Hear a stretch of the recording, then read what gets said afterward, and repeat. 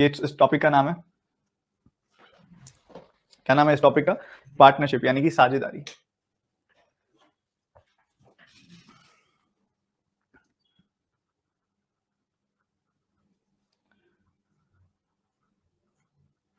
हिंदी में इसे बोलते हैं साझेदारी। अब इस टॉपिक के अंदर क्या होता है, कुछ लोग व्यापार करते हैं, बिजनेस करते हैं। 2 से 3 लोग, 4 लोग भी हो सकते हैं, 5 लोग भी हो सकते हैं, बिजनेस करते हैं वो लोग।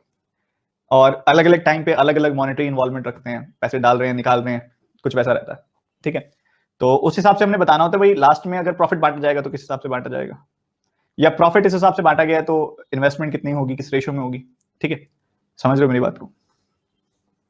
तो सबसे पहले दो केस सिनेरियोज मैं आपके सामने रखता हूं। ठीक है, पहला केस सिनेरियो ये वाला है जिसमें एक तरफ है विमल, ठीक है, और दूसरी तरफ है नील। ये 2 लोग हैं। विमल ने क्या किया, ध्यान से सुनिएगा, ध्यान से। विमल ने 12,000 रुपए इन्वेस्ट किए किसी बिजनेस में। नील ने उसी बिजनेस में 16,000 रुपए डाले। इसने 1 ईयर के लिए पैसा डाला, इसने भी 1 ईयर के लिए पैसा डाला। ठीक है, बिल्कुल सही बात है। दूसरी सिचुएशन है जोया और नीलम की। इन्होंने भी एक व्यापार शुरू किया, बिजनेस शुरू किया। जोया ने इन्वेस्ट किए 25,000 रुपए और नीलम ने इन्वेस्ट किए 35,000 रुपए। ठीक है, ये एक सिचुएशन है। और दूसरी सिचुएशन ये है कि भाई दोनों ने बराबर पैसा डिसाइड किया डालेंगे, वो 25,000 रुपए पैसा डालेंगे, ये डिसाइड किया। पर जोया ने क्या किया, उसने बिजनेस को 8 महीनों में छोड़ दिया, जबकि नीलम पूरे 12 महीनों तक उस बिजनेस में रही। ठीक है, ठीक बात है। तो यहां पे अगर आप देखोगे, इधर सिचुएशन अगर आप देखो, दोनों ने 1-1 साल के लिए पैसा डाला है। दोनों ने 1-1 साल के लिए पैसा डाला, इसने भी 1 साल के लिए पैसा डाला, इसने भी 1 साल के लिए पैसा डाला। ठीक है, सिंपल सी बात। इधर 12,000 रुपए डाले, इधर 16,000 रुपए डाले। अब दोनों ने डाले तो बराबर टाइम के लिए है ना। तो मान लो एक सिचुएशन अगर मैं आपके सामने रखूं कि इनको बाद में 28,000 का प्रॉफिट हो गया, तो क्या 14,000 रुपए विमल को और नील को 14,000 रुपए मिलने चाहिए? आधे आधे मिलने चाहिए प्रॉफिट में। भाई 1-1 साल के लिए पैसा डाला है उन्होंने, 1-1 साल के लिए इन्वेस्टमेंट की है। तो अगर इनको मुनाफा, प्रॉफिट 28,000 का होता है तो 14,000 रुपए दोनों को बराबर मिलने चाहिए। कई बच्चे ऐसा सोचते हैं क्योंकि बराबर टाइम के लिए इन्वेस्टमेंट किए। बच्चों, इन्वेस्टमेंट तो बराबर टाइम के लिए किए, बट इनकी इन्वेस्टमेंट है तो अलग अलग।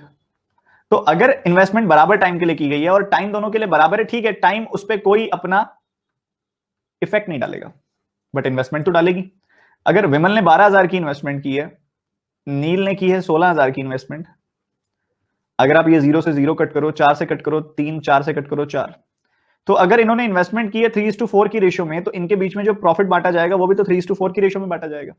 मतलब अगर 28,000 का प्रॉफिट हुआ था तो 12,000 इसको मिलेगा और 16,000 इसको मिलेगा। वैसे मैंने प्रॉफिट भी 28,000 का ही कर दिया इन्वेस्टमेंट के हिसाब से। चलो, गलत बात है ये तो। वैसे चलो प्रॉफिट कर देते हैं 49,000 का। 49,000 का प्रॉफिट हुआ है इनको। तो अगर 49,000 का प्रॉफिट हुआ है तो इसको मिलेंगे 21,000, इसको मिलेंगे 28,000। मैंने 3:4 की रेशियो में ब्रेक कर दिया उसको, 49,000 को। ठीक बात है। अब इधर अगर आप देखोगे, इधर अगर आप देखोगे, जोया और नीलम ने बराबर पैसा इन्वेस्ट किया, बराबर बराबर पैसा इन्वेस्ट किया। तो मान लो इनको इस व्यापार से मुनाफा हो गया 50,000 रुपए का, तो क्या ये बराबर बराबर बांट लेंगी? भाई 25,000 तू रख ले, 25,000 मैं रख लेती हूं। नहीं, क्यों? क्योंकि इनकी इन्वेस्टमेंट तो बराबर है बट इनका टाइम अलग अलग है। तो ठीक है, इन्वेस्टमेंट बराबर है तो इन्वेस्टमेंट कोई इंपैक्ट नहीं डालेगी, कोई इफेक्ट नहीं डालेगी। जो प्रॉफिट है वो टाइम की रेशियो में बांट दिया जाएगा। 8 महीने, 12 महीने, 4 से कैंसिल किया, 2, 3। तो अगर 50,000 का प्रॉफिट हुआ total,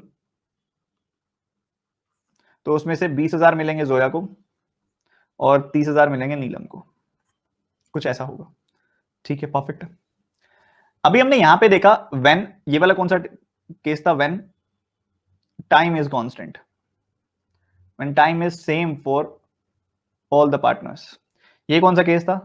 when investment is same. तो बच्चों जो भी फैक्टर है, जो भी फैक्टर सेम रहेगा वो तो क्या ही इंपैक्ट डालेगा। अब टाइम सेम है तो उसी के टाइम से कोई इंपैक्ट नहीं जाएगा, टाइम से कोई इफेक्ट नहीं जाएगा। हाँ, इन्वेस्टमेंट अलग अलग है तो टाइम सेम होगा तो इन्वेस्टमेंट की रेशियो में पैसा बांट दिया हमने। इन्वेस्टमेंट सेम हुई तो टाइम की रेशियो में पैसा बांट दिया, क्योंकि इन्वेस्टमेंट फी बराबर है तो फिर वो तो कोई इंपैक्ट डालेगी नहीं। तो यहाँ पे 8 महीने 12 महीने उसमें हमने ये पैसा डिस्ट्रीब्यूट कर दिया। बट ये तो एक जनरल कॉन्सेप्ट है, एक बेस कॉन्सेप्ट है। What if when investment and time both are different. जब इन्वेस्टमेंट और टाइम दोनों ही अलग अलग हो फिर क्या होगा, ये बात भी जानने वाली है। जब इन्वेस्टमेंट और टाइम दोनों चीजें ही अलग अलग होंगी तब उस केस के अंदर जो पैसा बांटा जाएगा वो इन्वेस्टमेंट और टाइम की प्रोडक्ट की रेशियो में बांटा जाएगा। तब जो पैसा डिस्ट्रीब्यूट किया जाता है वो इन्वेस्टमेंट इनटू टाइम की रेशियो में बांटा जाता है। ठीक है। अब अगर आप देखो, मान लो एक तरफ है राहुल, एक तरफ है सुनिधि। राहुल ने 88,000 की इन्वेस्टमेंट की, सुनिधि ने 99,000 की इन्वेस्टमेंट की। ठीक है, ये इनकी तरफ से इन्वेस्टमेंट हुई है। तो इनकी इन्वेस्टमेंट की रेशियो क्या हुई? इन्वेस्टमेंट की रेशियो अगर पूछूं तो क्या बोलोगे आप? इन्वेस्टमेंट की रेशियो हुई 8:9।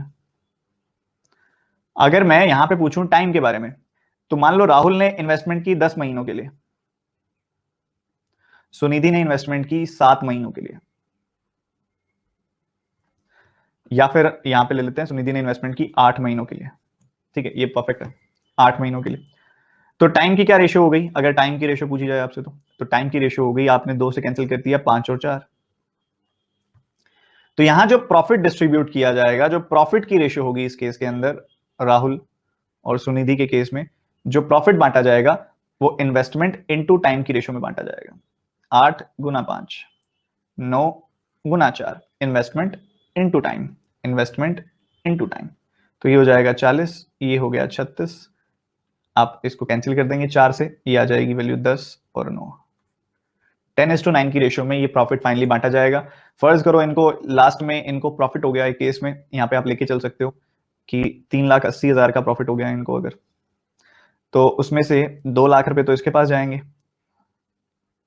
और 1,80,000 इसके पास जाएंगे, 1,80,000 यहाँ जाएंगे। ठीक है, तो कुछ ऐसे चलेगा। ये तब होता है जब इन्वेस्टमेंट और टाइम दोनों चीजें अलग अलग हो। तो हमको ये समझ में आ गया कि किसी एक पर्सन की इन्वेस्टमेंट अगर I1 है, दूसरे पर्सन की इन्वेस्टमेंट अगर I2 है, तीसरे पर्सन की इन्वेस्टमेंट अगर I3 है, मान लो 3 लोगों की बात करते हैं। ठीक है, और मान लो तीनों का सेम टाइम है, तीनों का टाइम सेम है, बिल्कुल सेम टाइम है तीनों का। ये कौन सा केस मैंने लिख दिया, यहां लिख देता हूं, व्हेन टाइम इज सेम।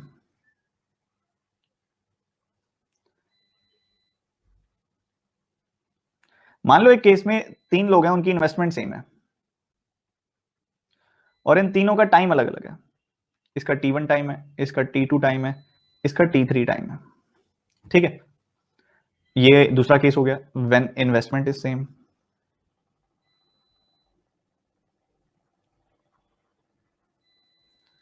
ठीक है, परफेक्ट। तो इन दो केसेस में आप क्या डिस्टिंग्विश कर पा रहे हो? अभी हमने ऐसा कुछ पढ़ा हुआ है, इस बार विद प्रूफ देख पा रहे हैं हम कि अगर टाइम सेम होता है तो ऑब्वियसली ये टी से टी कट जाएगा और हमारा अल्टीमेट जो प्रॉफिट डिस्ट्रीब्यूशन होगा वो इन्वेस्टमेंट की रेशियो में होगा। अगर टाइम सेम हुआ तो प्रॉफिट डिस्ट्रीब्यूशन इन्वेस्टमेंट की रेशियो में होगा, और अगर इन्वेस्टमेंट सेम हुई तो फिर ये आई आई आई कट जाएगा और तब यहाँ पे टाइम की रेशियो में पैसा बांटा जाएगा। क्या मेरी बात समझ में आ रही है सबको? क्या इतनी बात क्लियर है सबको? बहुत सही। तो ये कुछ बेसिक एग्जांपल्स आपके सामने रखे। ठीक है, अभी मान लो इस बात को आप समझ पा रहे हो कि आपने अगर प्रॉफिट की रेशियो निकालनी है, आपने अगर प्रॉफिट की रेशियो निकालनी है, मान लो P1/P2 निकालना है, तो आप क्या करते हो? इन्वेस्टमेंट की रेशियो को टाइम की रेशियो से मल्टीप्लाई कर देते हो, इन्वेस्टमेंट की रेशियो को टाइम की रेशियो से मल्टीप्लाई कर देते हो, यही करते हो आप। ऐसे करो एक बार दोनों तरफ, ऊपर ये देखो, ये वाला T1 अगर मैं लेफ्ट हैंड साइड ले जाऊं, इसको इधर ले जाता हूं, इसको इधर ले जाता हूं, P1 बाय P2 तो है ही, ये T1 आ गया इधर, ये T2 चला गया ऊपर, T2 बाय T1 बन गया।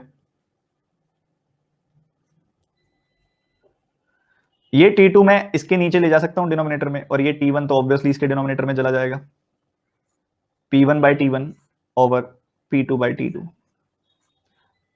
तो अगर आपको कहीं किसी बार कहीं पे भी किसी केस में किसी जरूरत कभी भी पड़े कि आपको इन्वेस्टमेंट की रेशियो निकालनी हो, तो आप प्रॉफिट की रेशियो को टाइम की रेशियो से डिवाइड भी कर सकते हो। ठीक है, ये इस तरीके से समझने की बजाय मैं आपको एक दूसरा तरीका बताता हूं, उस तरीके से समझो।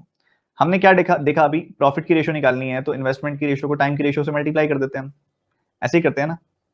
प्रॉफिट की रेशियो निकालनी हो तो इन्वेस्टमेंट की रेशियो को टाइम की रेशियो से मल्टीप्लाई कर देते हैं। मैं इतनी बार बोल दूंगा कि ये बिल्कुल सबकॉन्शियस माइंड में बैठ जाएगा, कोई अगर आपसे सपने में भी पूछेगा तो आप बता पाओगे। ठीक है, वैसे ही मान लो अगर मैं ये टाइम को ले जाऊं डिनोमिनेटर में, तो अगर इन्वेस्टमेंट की बात की जाए तो ये प्रॉफिट बाय टाइम हो जाएगा। वैसे ही अगर मैं इन्वेस्टमेंट को ले जाऊं डिनोमिनेटर में, तो अगर मैं टाइम की बात करूं तो वो प्रॉफिट बाय इन्वेस्टमेंट हो जाएगा। तो इसका मतलब तो ये हुआ ना कि अगर हमें इन्वेस्टमेंट की रेशियो कभी निकालनी पड़ी, तो हम प्रॉफिट की रेशियो को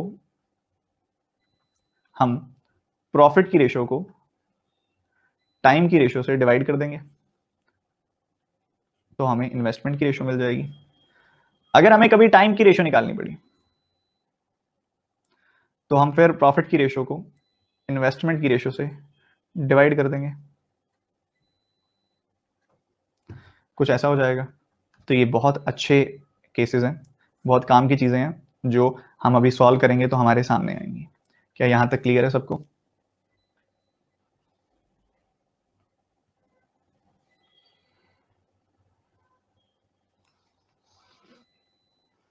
चलिए कुछ सिंपल सिंपल से सवालों से शुरुआत करते हैं, फिर हम आगे बढ़ जाएंगे।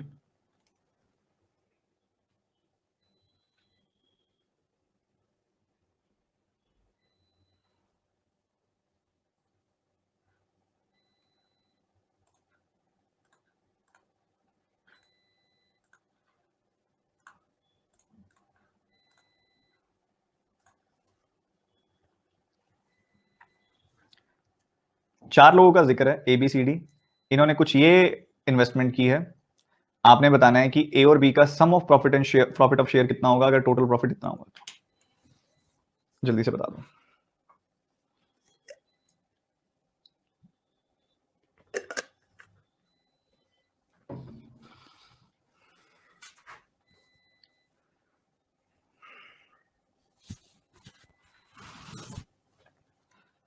अच्छा, गर्मियों में पढ़ाई करते हो, किस किस को नींद आती है और उसकी वजह से एफिशिएंसी कम हो जाती है? कितने बच्चे ऐसे हैं? देखो मुझे ऐसा कुछ खासा नौबत आई नहीं कभी, कुछ टाइम आई थी, मैं अक्सर शेयर करता हूँ, जब मैं कॉलेज में था, मेरे कॉलेज के एग्जाम्स होते थे ना, तो मैं बाकी टाइम तो पढ़ाता रहता था, कॉलेज के एग्जाम टाइम तो पढ़ना होता था। तब मैंने क्या किया कि घर पे डिस्ट्रैक्शन हो उसके लिए लाइब्रेरी ज्वाइन कर ली थी। तो उस चलते AC में तो बैठने की आदत नहीं थी, तो ओवर कंफर्ट लेवल हो गया, तो मुझे तो वहां पे नींद आ रही होती थी। तो फिर मैंने वहां पढ़ने की बजाय डिसाइड किया कि मैं घर आके पढ़ूंगा। जब मुझे फैन की हवा से भी नींद आने लगेगी तो उस टाइम पे मैं फैन बंद कर देता था। थोड़ा सा हिम्मत लगती है, जैसे ही फैन बंद कर दिया, कंफर्ट निकल गया, कंफर्ट खत्म, और उसी टाइम फिर नींद खत्म, फिर पढ़ने लग जाओ। दूसरी चीज जो मैं करता था, सिटअप्स करने लग जाता था, ब्लड सर्कुलेशन अच्छा हो जाता था, उसी टाइम नींद खत्म। मुंह धो लो, नींद खत्म। और दूसरी बात, ये सोचने लग जाओ कि टाइम बहुत कम पड़ा है तैयारी के लिए, तो नींद खत्म।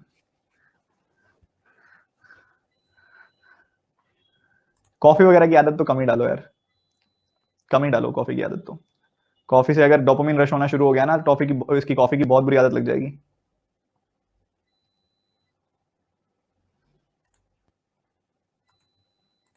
देखो, अब सबसे बड़ी बात ABCD है, ABCD। मैं तो यहीं पे कैंसिल कर देता हूं, ठीक है, 00 से 00 कैंसिल। ठीक है, 13 से कैंसिल किया 6 बार, 13 से कैंसिल किया 7 बार, 13 से कैंसिल किया 5 बार, 13 से कैंसिल किया 4 बार। ये किसकी रेशो आ गई बच्चों? ये इन्वेस्टमेंट की रेशो आ गई। क्या टाइम की रेशो हमको कंसिडर करनी चाहिए यहाँ पे? नहीं करनी चाहिए, क्योंकि उसने मेंशन ही नहीं किया कहीं पे, सीधा लास्ट में बोल दिया आफ्टर अ ईयर, मतलब सबने बराबर टाइम के लिए इन्वेस्टमेंट की है। तो जब बराबर टाइम के लिए इन्वेस्टमेंट किया तो टाइम से कोई फर्क नहीं पड़ेगा, सिर्फ इन्वेस्टमेंट की रेशो में पैसा बांट दिया जाएगा। तो ऐसे केस में जो इन्वेस्टमेंट की रेशियो होगी उसी में पैसा बांटा जाएगा। परफेक्ट। अब अगर आप देखो हमसे पूछा क्या जा रहा है और हमारे पास है क्या। अब ये प्रॉफिट की रेशियो है, जिस रेशियो में इन्वेस्टमेंट हुई है उसी रेशियो में अब प्रॉफिट बांटा जाएगा, क्योंकि टाइम तो सेम है। अब प्रॉफिट इस रेशियो में बांटा जाएगा, तो हमने सम निकाला भाई यहाँ पे 9 6 15 7 22 22 हिस्सों में पैसा बांटा जाने वाला है। ठीक है, चाहे आप ऐसे कर लो 13 + 9, चाहे आप ऐसे कर लो 12 + 10, 22 हिस्सों में पैसा बांटा जाने वाला है 22 पार्ट्स में। ठीक है, तो 22 यूनिट्स की वैल्यू हो गई 30800। तो एक यूनिट की वैल्यू क्या हो जाएगी भाई, 22 का 1 गुना 22, 22 का 8 गुना 88, 1800। एक यूनिट की वैल्यू हो गई 1800। हमसे क्या पूछा जा रहा है, ए और बी के शेयर के बीच में डिफरेंस कितना है। ए और बी के शेयर के बीच में अगर आप देखोगे तो डिफरेंस मात्र 1 यूनिट का है। सॉरी, सम बताना है हमने, तो इनका सम 13 यूनिट का है। ठीक है, इनका सम जो है 13 यूनिट का है, तो 7 और 6 हो गया 13। एक यूनिट की वैल्यू 1800 है, तो 13 यूनिट की वैल्यू कितनी हो जाएगी, 13 गुना 1800।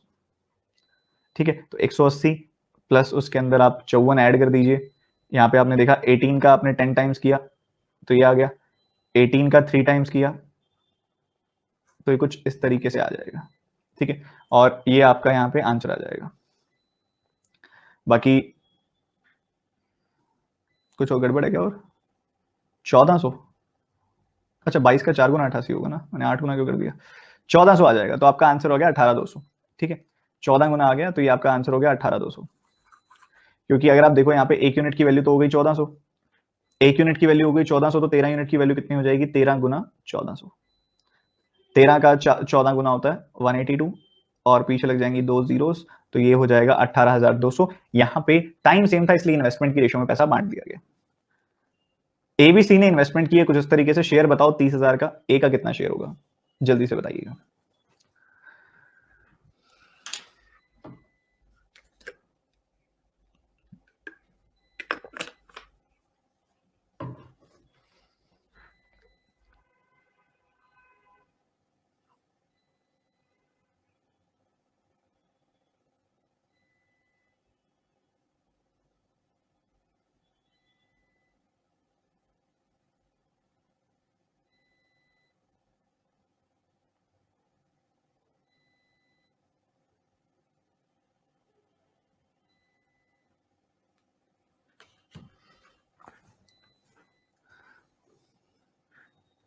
देखिए, एबीसी 3 लोग हैं, इन तीनों लोगों ने इन्वेस्टमेंट की 8400, 6300 एंड 10500। ये पीछे की 3 जीरोस बहुत, 2 जीरोस बहुत इजीली कैंसिल होती है, आपको दिखाई दे रही हैं। 21 के टेबल से आप कैंसिल करोगे, 21 का 4 गुना, 21 का 3 गुना और 21 का 5 गुना। मतलब इनकी इन्वेस्टमेंट की रेशो आप वहीं पर सीधा क्वेश्चन में ही निकाल सकते हो, 435। टाइम का कोई जिक्र नहीं है, मतलब इनके बराबर टाइम के लिए इन्वेस्टमेंट हुई है। बराबर टाइम के लिए इन्वेस्टमेंट हुई है, तो ये जो रेशियो इन्वेस्टमेंट की है यही रेशियो प्रॉफिट की कहलाएगी।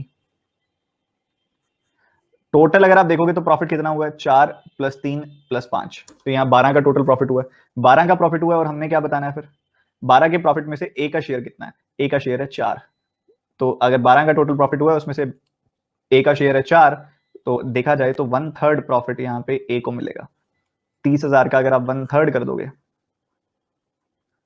तो ये आपको मिल जाएगा 10,000, 10,000। आई थिंक सबने निकाल लिया था, सबने निकाल लिया था। बहुत सिंपल है, अभी अब बॉटम लाइन क्रिएट कर रहा हूं अभी मैं बस चैप्टर की। बहुत सिंपल सिंपल सी चीजें हैं, अच्छे से क्लियर है, बहुत आराम से। अब ये बताएंगे जल्दी से।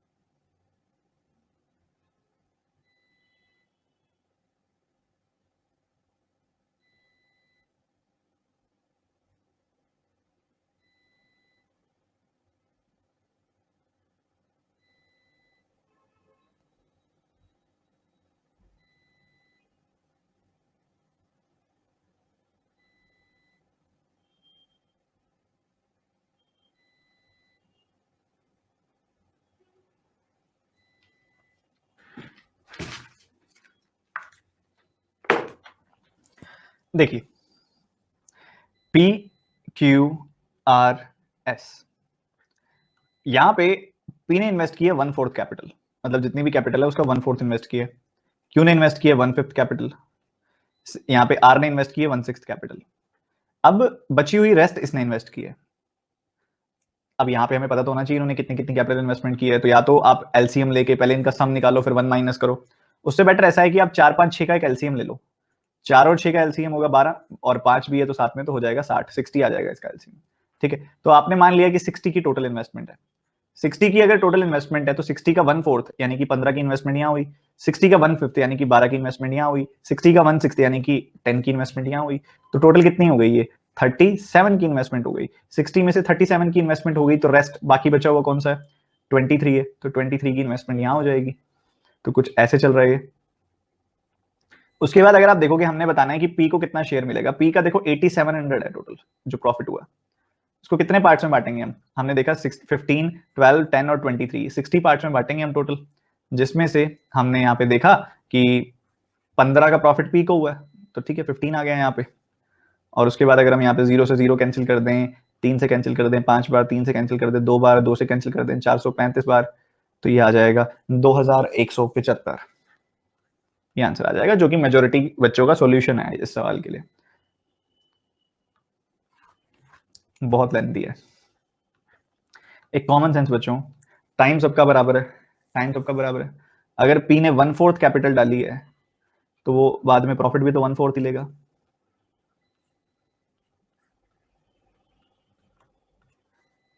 सिंपल,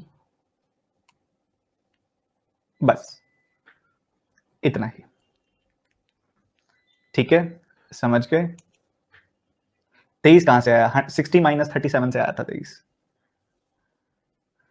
ठीक है, तो ये बात आपने समझनी है। इस सवाल में ना आपको एक तरह से डिस्ट्रीब्यूशन दिया हुआ है, डिस्ट्रीब्यूशन दिया हुआ है कि भाई मान लो ये सर्कल आपको टोटल कैपिटल दिखा रहा है, तो उसमें से 1/5 कैपिटल आर क्यू ने डाली है, उसमें से 1/4 कैपिटल पी ने डाली है, उसमें से 1/6 कैपिटल सी ने डाली है, सॉरी आर ने डाली है, बाकी कैपिटल दूसरे बंदे ने डाली है। तो ये पूरी कैपिटल का डिस्ट्रीब्यूशन है एक तरीके से। ठीक है, अब टाइम का तो कुछ बताया नहीं हुआ तो टाइम सेम होगा, और टाइम अगर सेम है तो भैया जो जितनी कैपिटल डालेगा वो उतना ही हिस्सा लेगा प्रॉफिट में से। अब इसने 1/4 कैपिटल डाली है तो ये कल को प्रॉफिट होगा तभी तो 1/4 शेयर लेगा उसमें से, ये यानी कि 2175 रुपए लेगा। अगला सवाल करेंगे।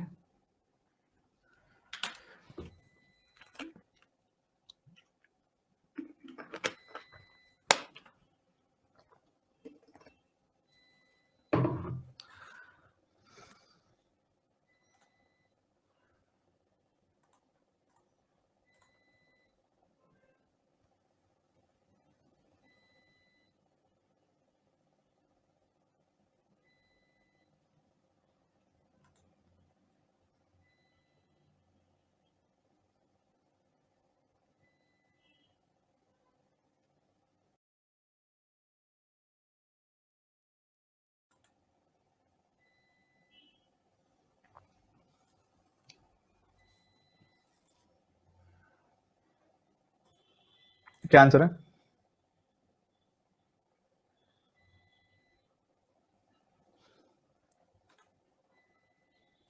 कई बच्चे कह रहे हैं सर ठीक है पिछले क्वेश्चन में भी तो किया था हमने, 45550 का हाफ कर देंगे, 45550 का 3 से डिवाइड कर देंगे, 4550 का 4 से डिवाइड कर देंगे, यही तो करेंगे।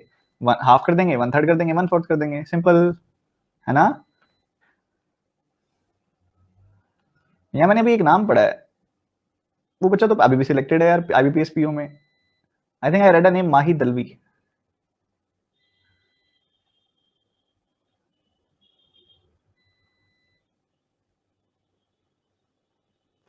चलो कोई बात नहीं। No sir I am not selected, तो थोड़ा सा सिमिलर नेम होगा, फिर वो एक बच्चा और है जो सिलेक्ट है सेम नाम से है जो। ठीक है, तो एक जैसे नाम भी तो हो सकते हैं, तो ऐसा नहीं करेंगे इसमें। क्यों नहीं करेंगे, पिछले सवाल और इस सवाल में क्या डिफरेंस है। पिछले सवाल में उसने एक वर्ड यूज किया है invested 1/4 of the capital, capital का 1/4, कैपिटल का 1/5, कैपिटल का 1/6। उसने एक तरह से कैपिटल का परसेंट एक फ्रैक्शन में डिस्ट्रीब्यूशन दे दिया। इस बार इसने जस्ट एक रेशियो लिखने का एक अलग तरीका है, ये रेशियो लिखने का एक अलग तरीका है, ये कोई डिस्ट्रीब्यूशन नहीं है। तो यहां पे अगर हम देखेंगे हाफ है, 1/3 है, 1/4 है, रजत, सुमन, मोहन, ये रेशियो है। अब पता क्या करेंगे, आप इसको रेशियो कन्वर्ट कैसे करेंगे, आप क्या करो 2 3 4 के एलसीएम से, यानी कि 12 से मल्टीप्लाई कर दो, 12 से मल्टीप्लाई कर दो, 12 से इसको मल्टीप्लाई कर दो, 12 से इसको मल्टीप्लाई कर दो, 12 से इसको मल्टीप्लाई कर दो।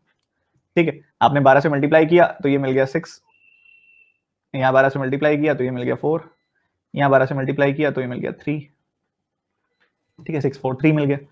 हमने डिस्ट्रीब्यूट करना है ये प्रॉफिट 6 4 3 में, तो टोटल प्रॉफिट अगर आप देखोगे तो टोटल कितना हो गया प्रॉफिट, 6 4 5 हो गया प्रॉफिट, देख पा रहे हो। तो 13 यूनिट हो गया प्रॉफिट। तो ये 13 यूनिट की वैल्यू कितनी होगी, 4550। तो एक यूनिट की वैल्यू क्या हो जाएगी, 350।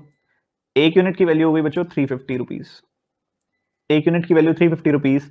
तो 6 यूनिट की वैल्यू कितनी हो जाएगी, 6 गुना 350 यानी कि 2100 रुपए, 4 गुना 350 यानी कि 1400 रुपए, और 3 गुना 350 यानी कि 1050 रुपए। कई बच्चे कहते हैं सर आप इतना जल्दी कैसे कैलकुलेट कर लेते हो, मैं आपके वैसे नहीं करता, 35 को 6 से मल्टीप्लाई नहीं करता, मेरे दिमाग में हुआ 35 के डबल का 3 गुना यानी कि 7 का 3 गुना, 35 के डबल का डबल यानी कि 7 का डबल, 35 का 3 गुना तो याद ही रह जाता है, बहुत बार यूज हो जाता है। ठीक है जी, क्लियर है सबको, अच्छे से क्लियर है, सब स्मूथ है एकदम।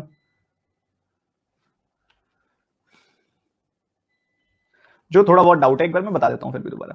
पिछले सवाल में आपको बताया गया था कैपिटल का कितना कितना हिस्सा किस किसने इन्वेस्ट किया, टोटल का कितना कितना हिस्सा किस किसने इन्वेस्ट किया। तो हमने डायरेक्टली टोटल का, अगर किसी बंदे ने टोटल इन्वेस्टमेंट में 1/4 पैसा डाला है तो कल को टोटल प्रॉफिट में से 1/4 शेयर लेगा। पर यहां पे जो दिया गया है ये टोटल का नहीं दिया हुआ, कहीं नहीं लिखा हुआ कि ये टोटल का है, ये जस्ट एक रेशियो निकले, रेशियो लिखने का एक दूसरा तरीका है। अब इसको 1/2 को 1/3 को 1/4 को नॉर्मल रेशियो में कैसे लिखें, ऐसी रेशियो में कैसे लिखें। आप क्या करें, अगर रेशियो को हर तरफ, तीन रेशियोज है ना, तीन नंबर्स हैं, तीनों को अगर किसी नंबर से मल्टीप्लाई कर दूं तो रेशियो नहीं बदलती है, ये पढ़ाया गया मेरे द्वारा चैप्टर में तुमको रेशियो के। तो मैंने क्या किया, एक ऐसे नंबर से मल्टीप्लाई कर दिया जो 2 से भी कटे, 3 से भी कटे, 4 से भी कटे। ऐसा नंबर जो 2 से भी कटे, 3 से भी कटे, 4 से भी कटे, वो नंबर कौन सा होगा, 12, इन तीनों का एलसीएम। तो मैंने 12 से मल्टीप्लाई कर दिया, 12 से मल्टीप्लाई कर दिया तीनों को, तो मुझे मिल गया 6 4 3, और यही इन्वेस्टमेंट की रेशियो है और यही होगी प्रॉफिट की रेशियो, क्योंकि टाइम इन सबका सेम है, क्योंकि वो दिया ही नहीं गया। तो 6 4 3 की रेशियो में मैंने डिवाइड कर दिया 4550 रुपए को, ये रेशियो आ गई। अगला सवाल बनाएंगे।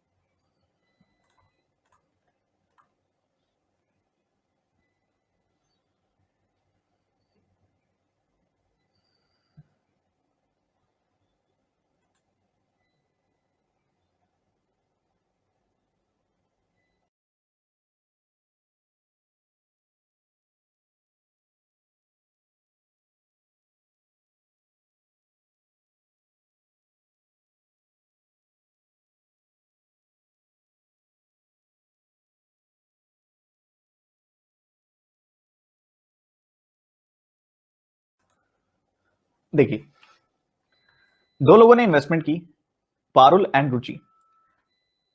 Parul contributes 2/5 of the capital, मतलब 2/5 ऑफ द कैपिटल का मतलब है अगर 5 टोटल इन्वेस्टमेंट हुई है तो उसमें से 2 की इन्वेस्टमेंट पारुल ने की है, बाकी कितनी बच गई इन्वेस्टमेंट, 5 माइनस 2 यानी कि 3 वो रुचि ने की होगी। सिंपल सी बात कि इनकी इन्वेस्टमेंट की रेशियो 2:3 है, ये हमने देख लिया। उसके बाद मेंशन किया जा रहा है कि रुचि रिसीव्ड 1/3 ऑफ द प्रॉफिट। वैसे ही अगर प्रॉफिट की बात करें तो 1/3 प्रॉफिट रुचि को मिला, मतलब अगर 3 का टोटल प्रॉफिट हुआ है तो उसमें से 1 रुचि को मिला है, तो 3 में से 1 कम कर दो, 2 किसको मिला होगा, पारुल को मिला होगा। अभी मैंने आपको क्या समझाया थोड़ी देर पहले, कि अगर आपने, जैसा कि हम जानते हैं कि अगर हमने प्रॉफिट की रेशियो निकालनी होती है हम इन्वेस्टमेंट की रेशियो को टाइम की रेशियो से मल्टीप्लाई करते हैं, पर अगर हमने टाइम की रेशियो निकालनी हो तो हम क्या करेंगे, प्रॉफिट की रेशियो को इन्वेस्टमेंट की रेशियो से डिवाइड कर देंगे। प्रॉफिट की रेशियो क्या है, 2:1, इन्वेस्टमेंट की रेशियो क्या है, 2:3, हमने डिवाइड कर दिया, डिवीजन हो गई, तो ये 1 हो गया, ये हो गया 1/3, क्रॉस मल्टीप्लाई कर दो, ये आ गया 3/1, 3:1 की रेशियो आ गई। मतलब पारुल की जो इन्वेस्टमेंट है, अगर इनकी टाइम की बात की जाए तो वो रेशियो आ गई 3:1। ठीक है, ये आपके सामने है।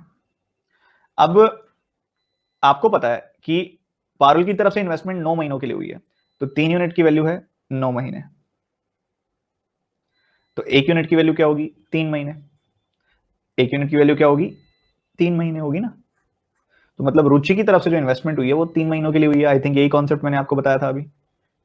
क्या सभी को क्लियर है? क्या सभी को ये कॉन्सेप्ट क्लियर है?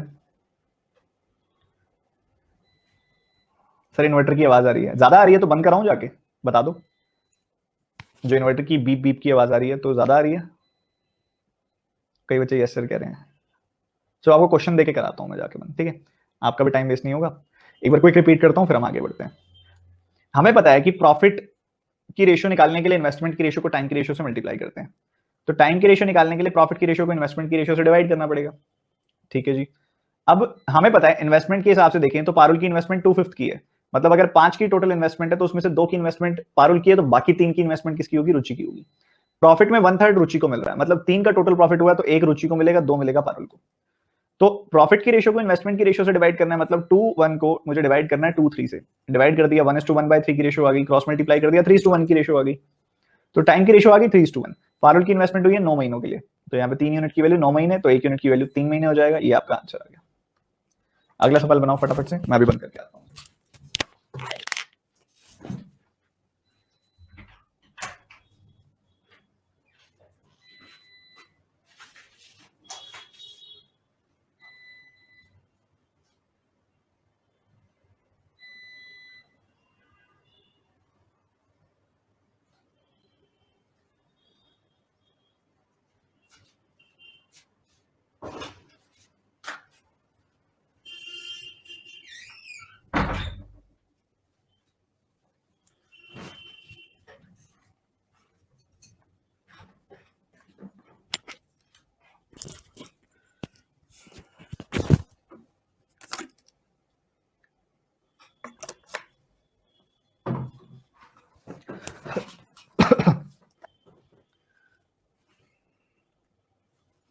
चलिए, बिल्कुल सेम सवाल है जैसा पिछला सवाल था हमारा, कि एक्स और वाई ने जो इन्वेस्टमेंट की है उसका जिक्र है कि इन्वेस्टमेंट की रेशियो 7:9 है, और दूसरी तरफ हमें पता है कि इन्होंने प्रॉफिट जो रिसीव किया है वो 8:9 की रेशियो में रिसीव किया। तो अगर हम प्रॉफिट की रेशियो को इन्वेस्टमेंट की रेशियो से डिवाइड कर दें तो हमें टाइम की रेशियो मिल जाएगी। तो इधर आ रहा है 8/7, इधर आ रहा है 9/9 यानी कि 1। क्रॉस मल्टीप्लाई करेंगे, ये हमें मिल जाएगा 8:7। तो एक्स और वाई के टाइम की रेशियो 8:7 आ जाएगी। एक्स की इन्वेस्टमेंट देखो, एक्स ने 8 महीनों के बाद अपना पैसा निकाल लिया, मतलब उसने अपनी इन्वेस्टमेंट को 8 महीने तक चलाया, तो 8 यूनिट की वैल्यू है 8 महीने, तो 7 यूनिट की वैल्यू होगी 7 महीने। क्या मेरी बात क्लियर है सबको? बिल्कुल पिछले जैसा सवाल है, तो ये वाला टाइप क्लियर है सबको? इस टाइप में कोई दिक्कत नहीं बच गई? एक बच्चे ने कमेंट किया था sir time and work part 1 part 2 नहीं मिल रहा मुझे। बच्चों वो ना आपके कोर्स के ना 3-4 सब सेक्शंस बने हुए हैं, पार्ट्स बने हुए हैं। जैसे कि ये वाला कोर्स जो है वो पार्ट 3 है, तो इससे पिछले वाला जो पार्ट 2 कोर्स है ना उसके अंदर बाकी टॉपिक है, और उससे पहले पार्ट 1 भी है इस कोर्स का। तो इसको थोड़ा इसको सब सेक्शंस में पढ़ाया गया है इस वाले कोर्स को। आपका क्वांटम 4.0 एक ही होगा पूरा का पूरा।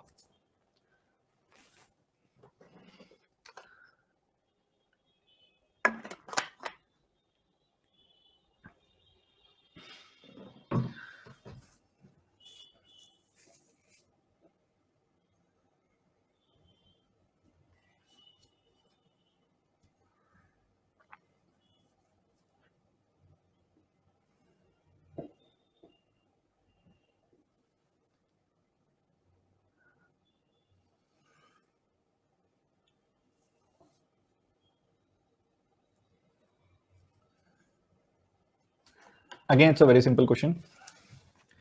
3 लोगों की बात हो रही है, ए बी सी की। शुरू में ए और सी की इन्वेस्टमेंट के बारे में बात हो रही है कि ए और सी की इन्वेस्टमेंट की रेशियो है 2:5,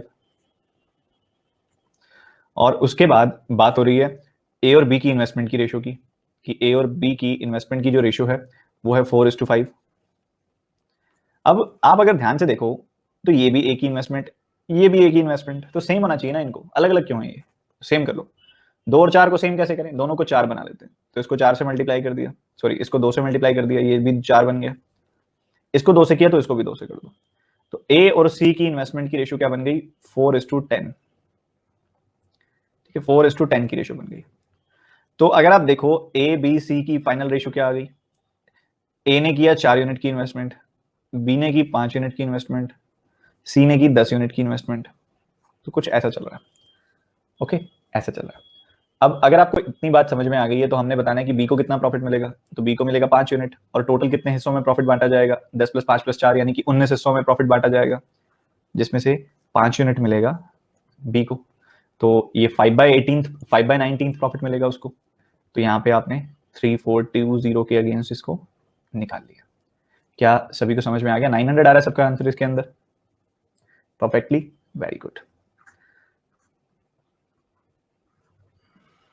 900 आंसर आ गया इसके अंदर। क्लियर है जी सबको? बता दो।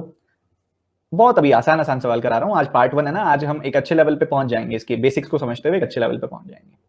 ठीक है, बहुत इजीली रेशियो मर्ज करने वाला सवाल है। कह रहा है ए ने 13,000 रुपए डाले, बी ने बाद में ज्वाइन किया 31,200 डाले, कितने महीने बाद बी ने ज्वाइन किया अगर प्रॉफिट आखिर में बराबर बांटे गए हैं?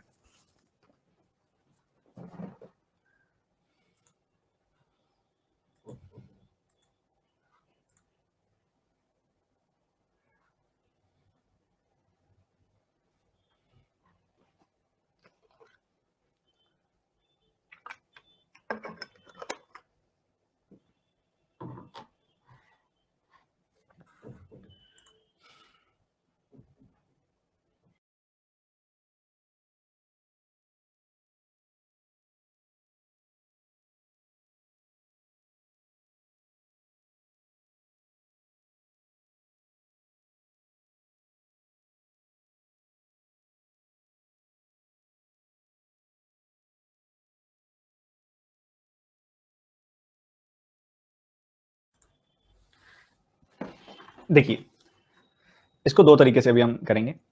पहला तरीका कि सबसे पहले आप ये देखिए 13,000 है आपके पास, एक ने 13,000 की इन्वेस्टमेंट की है, एक ने की है 31,200 की। आपने कैंसिल किया इसको, और इसके साथ ही आप देख पा रहे हैं कि भाई अगर आप इसको 13 से काटते हैं तो यहाँ पे ये 10 गुना कटेगा और ये 24 गुना, तो ये 5:12 की रेशियो आ गई आपके पास। ठीक है, 5:12 की रेशियो आ गई इन्वेस्टमेंट की। अब इनकी इन्वेस्टमेंट अगर आप ध्यान से देखो, इन्वेस्टमेंट की रेशियो आपके पास है, प्रॉफिट्स ये कह रहे हैं कि इन्होंने बराबर बराबर डिस्ट्रीब्यूट किया, मतलब 1:1 की रेशियो में प्रॉफिट गया। प्रॉफिट कैसे गया? 1:1 की रेशियो में। और इनकी जो इन्वेस्टमेंट है वो 5:12 की रेशियो में है। तो प्रॉफिट्स को इन्वेस्टमेंट से डिवाइड कर दो, प्रॉफिट्स को इन्वेस्टमेंट से डिवाइड कर दिया, 1/5:1/12, ये आ गई रेशियो। क्रॉस मल्टीप्लाई करेंगे तो ये रेशियो बन जाएगी 12:5 की, 12:5 की रेशियो बन जाएगी, जो कि है आपकी टाइम की रेशियो। ठीक है, कुछ ऐसा चल रहा है। अब अगर 12:5 की रेशियो है, कुछ ऐसा अगर चल रहा है, आप समझ पा रहे हैं, ये चीज थी कर दी हमने। इसको एक तरीके से और भी तो बना सकते थे, याद करो परसेंटेज रेशियो पढ़ रहे थे जब हम, तब उस टाइम पे मैंने आपको समझाया था कि इन्वेस्टमेंट और टाइम की रेशियो का मान लो प्रोडक्ट आपको प्रॉफिट देता है, प्रॉफिट की रेशियो देता है। तो अगर ये प्रॉफिट सेम है, अगर this part is same, this is constant, तो मैंने प्रॉपर डिराइव करके आपको समझाया था कि अगर ये चीज सेम है तो जो इन्वेस्टमेंट की रेशियो होगी उससे उलट टाइम की रेशियो होगी। तो इन्वेस्टमेंट की रेशियो अगर 5:12 है तो उससे उलट 12:5 होगी टाइम की रेशियो। ठीक है, तो ये डायरेक्ट भी कर सकते थे आप। अब 12:5 की रेशियो है, ये हमें समझ में आ गया। कह रहे B is joined afterwards, B बाद में ज्वाइन हुआ है, तो ए तो शुरू से आखिर तक रहा ना, मतलब एक ही इन्वेस्टमेंट पूरे 12 महीनों तक चली है, तो 12 यूनिट की वैल्यू 12 महीने, तो 5 यूनिट की वैल्यू 5 महीने हो गई। मतलब बी की इन्वेस्टमेंट 5 महीनों तक चली है। बच्चे 5 महीने मार्क कर देते हैं, जो कि गलत है बच्चों, वो बाद में आया था। ठीक है, बाद में आया था वो पूछ रहे हैं कि ये कितना बाद में आया था, after how many months did B join. तो ये कुछ ऐसा है कि ए और बी दो लोग हैं, ए की इन्वेस्टमेंट यहाँ पे पूरे 12 महीनों के लिए चल रही है, बी बाद में आया, बी बाद में आया और बी की इन्वेस्टमेंट 5 महीनों तक चली, हमने ये निकाला है। तो ये हमसे पूछ रहे हैं बी कितना बाद में आया, तो बी 12 - 5, बी 12 - 5 यानी कि वो 7 महीने बाद आया था। 7 मंथ्स बाद आया था। तो this is the correct option. क्या मेरी बात समझ में आई सबको?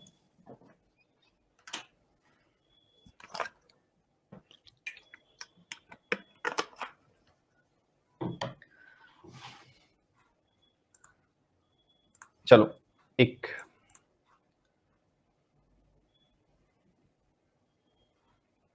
सिर्फ 5 महीने इन्वेस्ट करके छोड़ देता तो फिर तब भी तो इन्वेस्टमेंट उसकी 5 महीने मानी जाती। फिर वो छोड़ के कितने महीने बाद गया, फिर तो हम 5 महीने कहते तब तो। इस बार वो लेट आया तो 12 - 5 कराना चाह रहे थे ये, इसलिए आपके लिए इन्होंने ऐसे नंबर्स रखे हैं। अब एक बार ध्यान से समझना दोबारा से। हमने पहले बहुत सिंपल चीज देखी, 13,000 और 31,200, 13,000 एंड 31,200, इसकी रेशियो निकाली, 5 और 12 की रेशियो आ गई। तो 5 और 12 की रेशियो में इनकी इन्वेस्टमेंट है। तो अभी मैंने समझाया अगर प्रॉफिट सेम है तो टाइम की रेशियो से उलट होगी। अगर आपको रेशियो पड़ा हुआ है, आपने परसेंटेज पड़ा हुआ तो ये याद होगा, नहीं पड़ा हुआ तो ये दूसरा तरीका है, प्रॉफिट की रेशियो को इन्वेस्टमेंट की रेशियो से डिवाइड कर दो तो 12:5 आ जाएगी वैल्यू। अब हमें इससे ये तो पता चल गया कि भाई ए तो टाइम से आया था, साल के बाद अपनी इन्वेस्टमेंट उसने यहाँ पे विड्रॉ की है, साल तक उसने अपनी इन्वेस्टमेंट रखी है, तो 12 यूनिट की वैल्यू तो 12 महीने है, तो 5 यूनिट की वैल्यू 5 महीने है। तो हमको इस चीज की श्योरिटी है कि ए की इन्वेस्टमेंट 12 महीनों तक चली, बी की इन्वेस्टमेंट 5 महीनों तक चली, वो तो सिंपल है। अब वो शुरू के 5 महीने थे या आखिर के 5 महीने थे? तो शुरू के 5 महीने वो हो नहीं सकते क्योंकि वो बाद में आया था, तो वो आखिर के 5 महीने होंगे। ठीक है। अब कई बच्चे कहते हैं सर बीच के 5 महीने क्यों नहीं है? क्योंकि वो छोड़ के नहीं गया ना, वो लेट आया, बस छोड़ के नहीं गया बीच में अपनी इन्वेस्टमेंट, तो वो दोनों ने एक साथ अपनी इन्वेस्टमेंट एंड की है। तो इसी वजह से वो लेट आया, तो वो 12 - 5 7 महीने लेट आया और 5 महीने उसकी इन्वेस्टमेंट चली है, कुछ इस तरीके से। अगला सवाल करेंगे।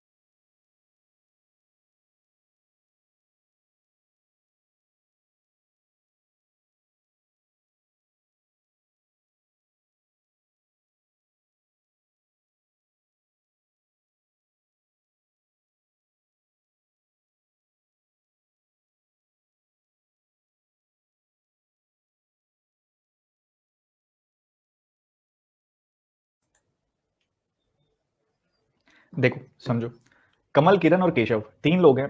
इन्होंने एक जगह ली है, एक जमीन ली है जहां पे ये अपने वाहनों को, अपनी गाड़ियों को पार्क किया करेंगे। 3 लोगों ने एक जगह ली है जहां पे वो गाड़ियों को पार्क किया करेंगे। कमल क्या करेगा, अपने 10 व्हीकल्स पार्क करेगा, 10 अपने वाहन वहां पे पार्क करेगा 7 महीनों के लिए। किरण 12 व्हीकल्स पार्क करेगी 5 महीनों के लिए। केशव 15 व्हीकल्स पार्क करेगा 3 महीनों के लिए। तो अगर टोटल रेंट 61,250 रुपए यानी कि 61,250 रुपीज अगर बनता है पूरे के पूरे लैंड का एक साल के बाद, या फिर जो भी ड्यूरेशन है उस इस ड्यूरेशन के बाद, तो केशव उसमें से कितना हिस्सा पे करेगा, ये सवाल आपसे पूछा गया। अब जो उस जगह की, उस लैंड की जितनी ज्यादा यूसेज करेगा उसको उतना ज्यादा पैसा देना पड़ेगा, और जो जितने टाइम के लिए यूसेज करेगा उसको उतना ज्यादा पैसा देना पड़ेगा। अब यहाँ पे किसी ने कम व्हीकल्स रखे हैं, किसी ने ज्यादा रखे हैं, किसी ने कम टाइम के लिए रखे हैं, किसी ने ज्यादा टाइम के लिए रखे हैं, तो ये एग्जैक्टली पार्टनरशिप जैसा ही कॉन्सेप्ट है। उसमें प्रॉफिट मिलता है, इसमें रेंट देना पड़ता है। ठीक है। तो यहाँ पे कमल ने जो पार्क किए हैं वो 10 व्हीकल्स पार्क किए हैं, उसका कॉन्ट्रीब्यूशन 10 व्हीकल्स का है, उसका यूसेज 10 व्हीकल्स का है। किरण का कॉन्ट्रीब्यूशन 12 व्हीकल्स का है, केशव का कॉन्ट्रीब्यूशन 15 व्हीकल्स का है। 7 महीने के लिए कमल ने वहां पे व्हीकल्स रखे हैं, 12 महीने के लिए किरण ने, और केशव ने 3 महीने के लिए व्हीकल्स रखे हैं। तो यहां पे हमने देखा इधर आई वैल्यू 70, इधर वैल्यू आई 144, इधर वैल्यू आई 12 नहीं, यहां 5 कर लो। ठीक है। यहां पे 12 10 इंटू 7, यहां 12 इंटू 5, यहां 15 इंटू 3। तो ये हो जाएगा कुछ इस तरीके से। 5 से कैंसिल किया आपने इसको, तो ये बन गया यहाँ पे 14, यहाँ 12 आ गया, यहाँ 9 आ गया। तो 14, 12, 9 इस रेशियो में प्रॉफिट का डिस्ट्रीब्यूशन यहाँ पे किया जाने वाला है।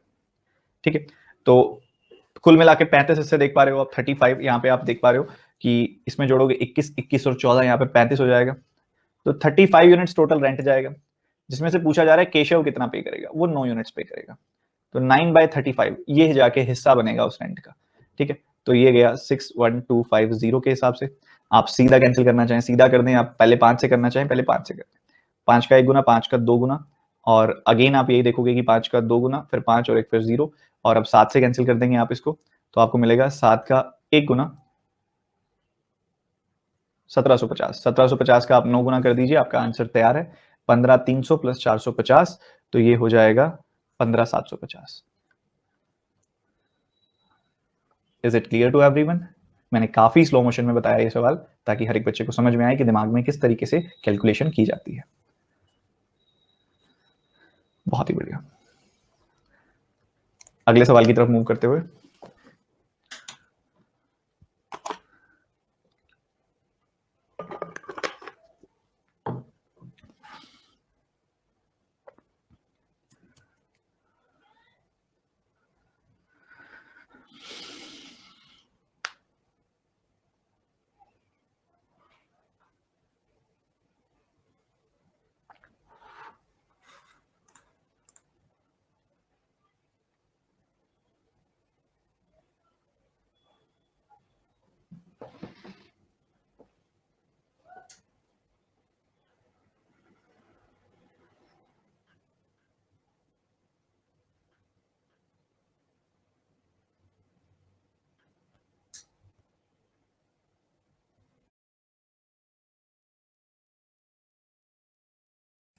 देखिए अभिनव ने इन्वेस्टमेंट की 35,000 रुपीज की, 35,000 रुपए की इन्वेस्टमेंट की।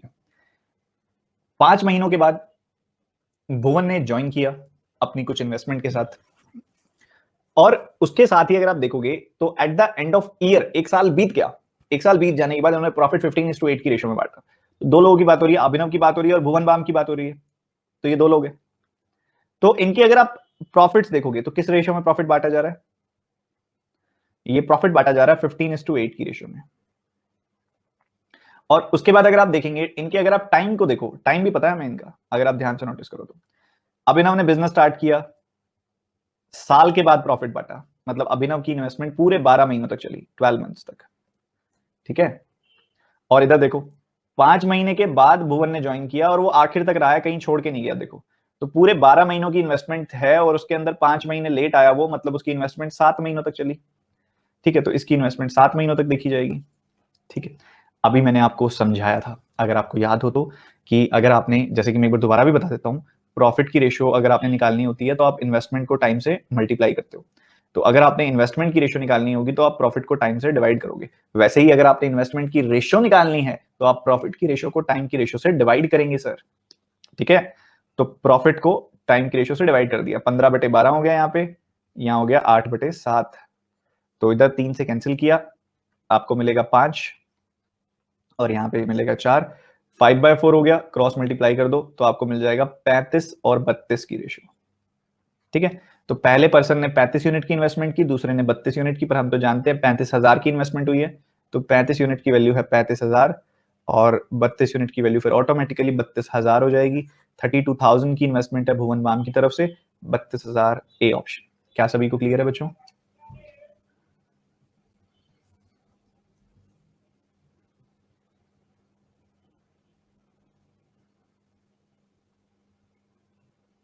बहुत बढ़िया। सिर्फ फॉर्मूला से भी तो कर सकते हैं बच्चों, फॉर्मूला से आप कर सकते हो, कोई रोक नहीं रहा आपको। पर अभी मैं बताऊं, अभी तक काफी सारे बच्चे हैं जो बिगनर्स हैं, और मुझे उनके पेस पे पढ़ाना पड़ता है कई बार, और जब पार्ट 1 होता है तो खासकर। इस सवाल को करना क्या था, इस सवाल में क्या करना था, 15/8, और देखते ही पता चल रहा है 12/7। तो ये सीधी सीधी रेशो आ रही है आपकी 5/3, 5/4, 35/32 की रेशो। 35 की वैल्यू 35,000, तो 32 की वैल्यू 32,000। करना तो इतना ही होता है, करना तो इतना ही होता है।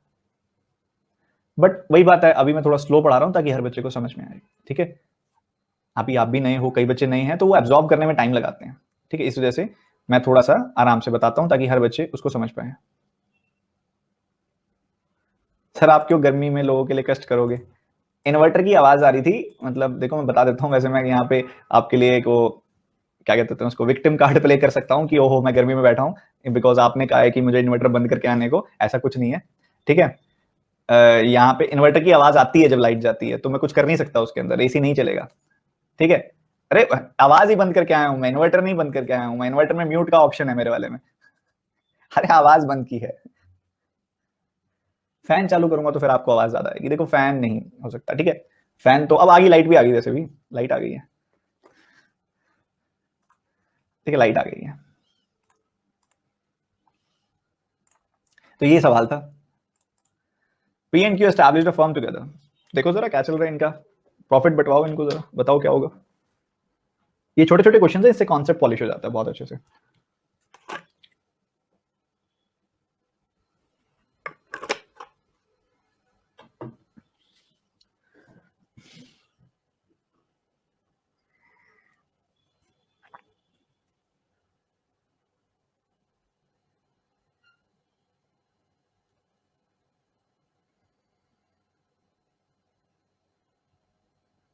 एक सिंपल सा क्वेश्चन है, जल्दी से बता दो।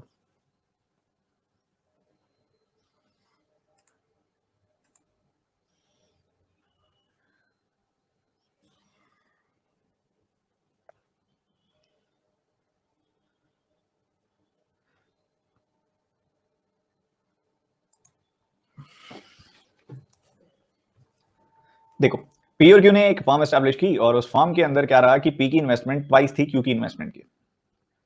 तो अगर इन्वेस्टमेंट का जिक्र किया जाए तो पी की इन्वेस्टमेंट ट्वाइस है क्यू की इन्वेस्टमेंट की। और फिर किया जा रहा है P kept the investment for thrice as much as time as Q kept.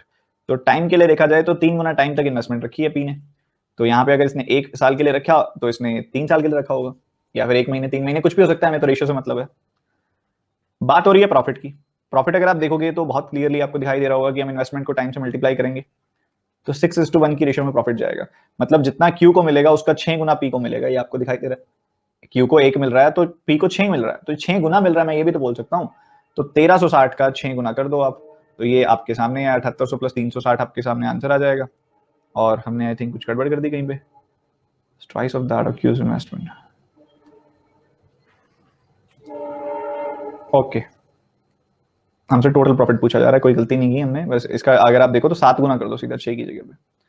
ठीक है, तो अगर आप इसका 7 गुना कर दोगे तो आपका आंसर आ जाएगा, क्योंकि यहाँ पे हमें वैल्यू दी है 1 यूनिट की जो कि है 1360, और हमसे पूछ ली है टोटल प्रॉफिट मतलब 7 यूनिट की वैल्यू। ठीक है, तो 1 यूनिट की वैल्यू 1360, तो 7 यूनिट की वैल्यू 1360 का 7 गुना, यानी कि 9100 प्लस 420, यानी कि ये हो जाएगा 9520। ठीक है, आई थिंक सबने बना लिया होगा, सिंपल सा सवाल था ये तो। अगला सवाल करते हैं, चलो। ये अच्छा क्वेश्चन है, देखते हैं कितने बच्चे बनाएंगे।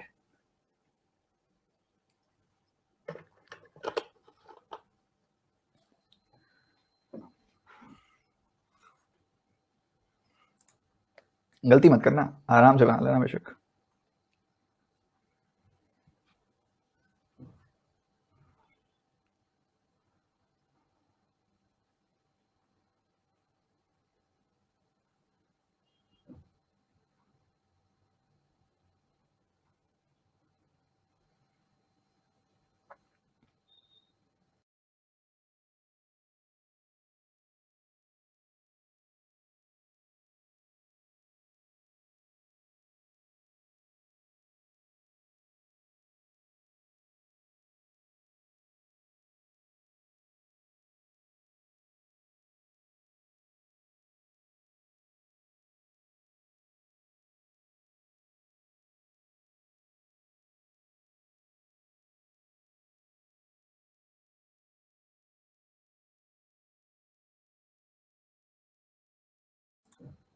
देखो जी, सबसे पहले बहुत ही बेसिक तरीके से आप ये देखो कि इनकी इन्वेस्टमेंट्स के साथ क्या चल रहा है। ए ने अपनी इन्वेस्टमेंट की है 18,000 रुपए की, बी ने अपनी इन्वेस्टमेंट की है 24,000 रुपए की, सी ने अपनी इन्वेस्टमेंट की है 27,000 रुपए की।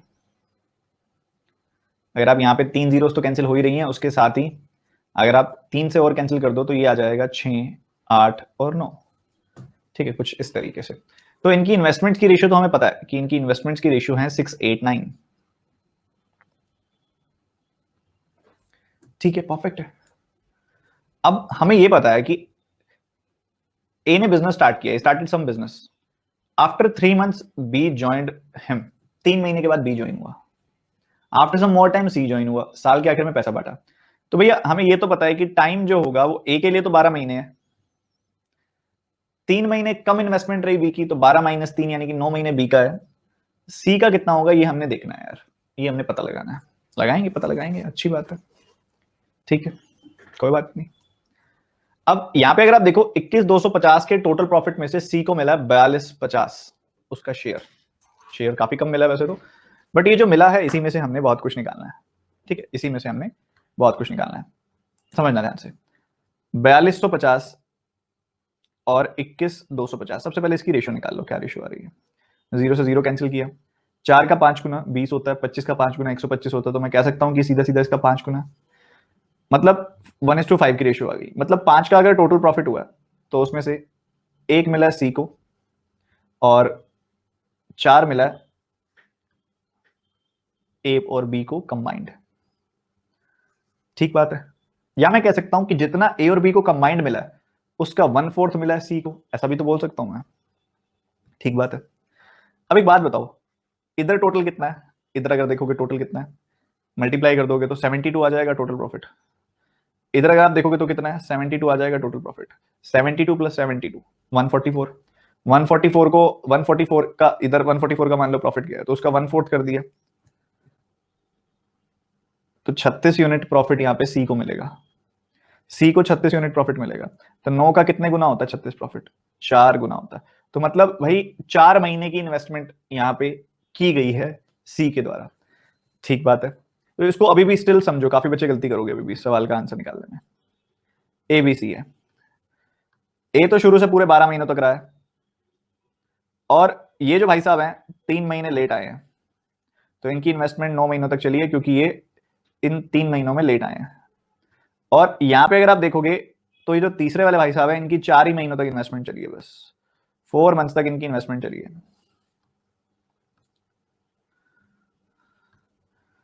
तो ये सी के बी के आने के, क्वेश्चन क्या पूछा जा रहा है कि बी के आने के कितने महीने बाद सी आया है, तो बी के आने के 9 - 4 यानी कि 5 महीने के बाद सी आया है। क्या ये बढ़िया सवाल नहीं था? और सबसे बढ़िया चीज होती है अप्रोच, आप बनाते किस तरीके से हो। सर वो 36 वाला फिर बता दो, चलो कोई बात नहीं, सुन लो आप। आई थिंक पहले ये वाली बात क्लियर हो गई होगी सबको कि 6, 8 और 9 की रेशियो है। सिंपली 18, 24 और 27,000 को कैंसिल किया मैंने। उसके बाद ए की इन्वेस्टमेंट 12 महीनों की, बी की इन्वेस्टमेंट 9 महीनों की, ये भी सबको क्लियर है। ओके, ठीक है। अब इसको अगर आप ध्यान से समझो, समझने की कोशिश करो, इतनी बात अपने पास है। अब आपने देखा, समझा, परखा, तो आपने देखा कि टोटल जो प्रॉफिट हुआ है ना वो 21,250 का प्रॉफिट हुआ है, जिसमें से सी को मिला है 42,250। मैंने देखा ये तो कैंसिल हो रहा है यार, तो कर दो कैंसिल। ये बन गया, मतलब टोटल प्रॉफिट 5 का हुआ है जिसमें से 1 मिला है सी को और 4 मिला है ए प्लस बी को, ए प्लस बी को। इवन अगर आप इसको और बेटर करना चाहो तो और बेटर भी कर सकते हो। कैसे? आपको पता है कि ए और बी की प्रॉफिट की रेशियो तो 1:1 है। मतलब देखो यहाँ पे भी 12 6 72 है, यहाँ पे 9 8 72 है। तो आपको दिख रहा है कि इनको तो बराबर बराबर प्रॉफिट मिल रहा है। तो आप ऐसे भी कर सकते हो कि ए प्लस बी के प्रॉफिट को आगे ब्रेक कर दो, 2 और 2 बराबर बराबर, तो आपको रेशियो ही पता चल गई कि ए बी सी को किस रेशियो में प्रॉफिट मिलेगा। ठीक है, आपको पता चल गया कि ए और बी को मिलेगा 2 2 और सी को मिलेगा 1। मतलब जितना ए को या बी को मिलेगा उसका आधा मिलेगा सी को। तो हमने देखा ए को मिल रहा है 72, बी को मिल रहा है 72, तो सी को मिलेगा उसका आधा। तो 9 को किससे मल्टीप्लाई करूं कि 36 आ जाए, 9 को 4 से मल्टीप्लाई करूंगा तो 36 आएगा। मतलब 4 महीनों तक इसकी इन्वेस्टमेंट चली है। तो ठीक है, 12 महीने इसकी, 9 महीने इसकी, 4 महीने इसकी। हमसे पूछा जा रहा है कि बी के आने के कितने महीने बाद सी आया। तो बी की इन्वेस्टमेंट अगर 9 महीने चली है और सी की 4 महीने, तो ऑब्वियसली ये 5 महीने लेट आया। बी के कंपैरिजन में ये 5 महीने लेट आया, 9 - 4। अब तो क्लियर है यार सबको।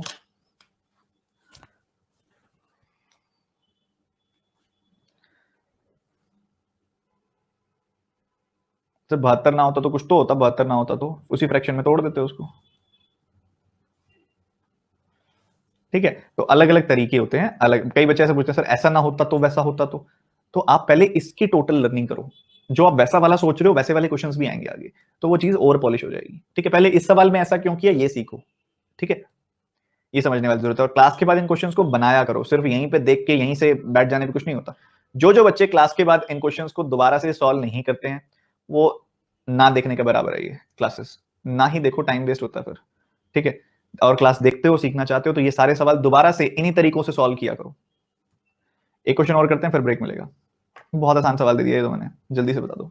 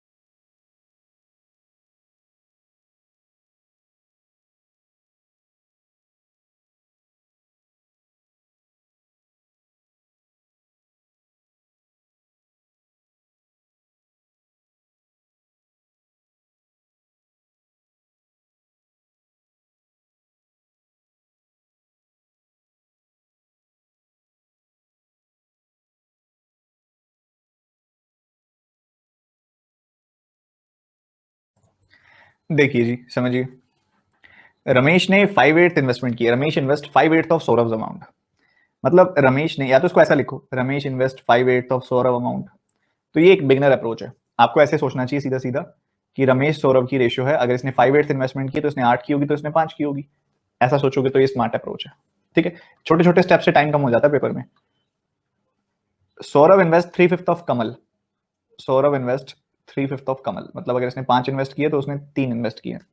ये हम समझ गए। अब अगर इनका, अगर आप इन्वेस्टमेंट की रेशियो निकालो तो ये भी सौरभ की इन्वेस्टमेंट है, ये भी सौरभ की इन्वेस्टमेंट है, तो इनको सेम होना चाहिए। तो इसको 3 से मल्टीप्लाई कर दो, इसको 8 से, तो ये सेम हो गया। इसको 8 से किया तो इसको भी 8 से करो, इसको 3 से किया तो इसको भी 3 से करो। तो सौरभ, रमेश और कमल, ये 3 लोगों की हमें टाइम की रेशियो दी हुई है, तो उसी रेशियो में हम भी लिख देते हैं। सौरभ की इन्वेस्टमेंट कितनी है? 24। रमेश की इन्वेस्टमेंट कितनी है? 15। और कमल की इन्वेस्टमेंट कितनी है? 40। परफेक्ट है, ये इनकी इन्वेस्टमेंट की रेशियो है। अगर इनके समय की रेशियो में पूछूं, टाइम की रेशियो में पूछूं, तो वो है 7-8-5, 7-8-5, ये रेशियो है। ठीक है जी, बहुत बढ़िया। अब इस हिसाब से अगर आप देखो, मुझे दिखाई दे रहा है, या तो सीधा अभी काट दो या बाद में काट देना, 4 से हर जगह नंबर कट रहा है, और 8 से कहना चाहिए, 8 से हर एक नंबर कट रहा है। देखोगे अगर आप ध्यान से, तो आप 8 से इसको डिवाइड कर दोगे तो ये 3 आ जाएगा, 8 से इसको डिवाइड कर दिया तो ये कट ही गया, 8 से इसको डिवाइड कर दिया तो ये 5 आ गया। तो ये 3 7 21 आ गई वैल्यू, यहाँ 15 आ गई, और यहाँ 25 आ गई। ठीक है, बढ़िया है। तो यहाँ पे आपने देखा 40 एंड 21 61, और हमसे पूछा जा रहा है रमेश सौरभ का अगर प्रॉफिट, रमेश और सौरभ अगर इन दोनों का प्रॉफिट यानी कि 36 यूनिट्स की वैल्यू अगर 5760 है, तो आप बता दो 36 यूनिट्स की वैल्यू अगर 5760 है, तो यहाँ पे 1 यूनिट की क्या वैल्यू होगी? आप इसको सीधा डिवाइड कर दो, 36 आपने रखा तो ये आ गया 216, 6 गुना जाएगा तो ये 16 गुना कटा इसका, 1 एंड 6, 1 यूनिट की वैल्यू आ गई 160। तो या तो आप टोटल 61 को 160 से मल्टीप्लाई कर दो, क्योंकि टोटल प्रॉफिट 61 है, या ऐसा क्यों नहीं करते, कमल का प्रॉफिट जोड़ दो 25 यूनिट, 25 यूनिट का मतलब क्या है, 25 गुना 160 मतलब 4000। तो 5760 में 4000 जोड़ दिया तो 9760 आंसर आ गया। बताओ, is it clear to everyone? Is it clear to everyone? बता दीजिए एक बार। चलो एक छोटा सा ब्रेक है, फिर पानी वानी पी के फटाफट से वापस आ जाओ। पानी वानी पी सकते हो आप, वॉशरूम जाना चाहो जाओ, फटाफट से 1 सवा मिनट के अंदर वापस आ जाओ।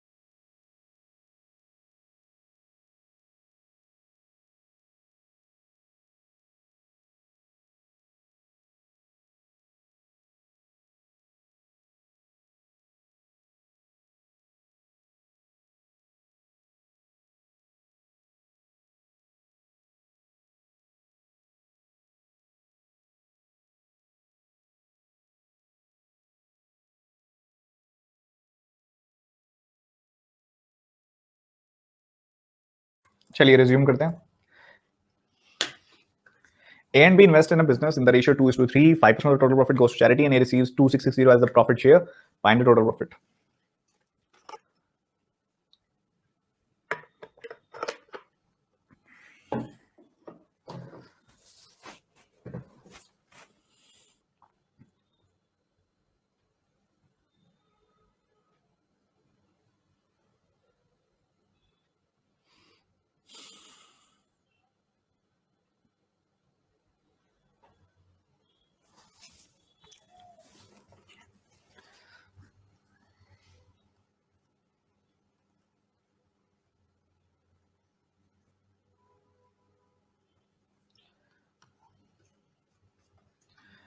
देखो जी, अगर ए और बी ने 2:3 की रेशियो में इन्वेस्टमेंट किया और कोई टाइम का जिक्र नहीं है तो इसी रेशियो में इनको प्रॉफिट भी दिया जाना चाहिए, ऑब्वियस सी बात है।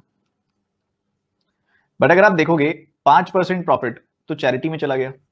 अगर देखा जाए टोटल प्रॉफिट में से अगर 5% ऐसा प्रॉफिट है जो चैरिटी में चला गया तो बचा कितना? 95% प्रॉफिट बचा। 95% प्रॉफिट को अगर मैं 2:3 में डिस्ट्रीब्यूट करूं तो मुझे कितना कितना प्रॉफिट इंडिविजुअली देखना पड़ेगा। यहां पे मिलेगा 38% और यहां पे मिलेगा 57%।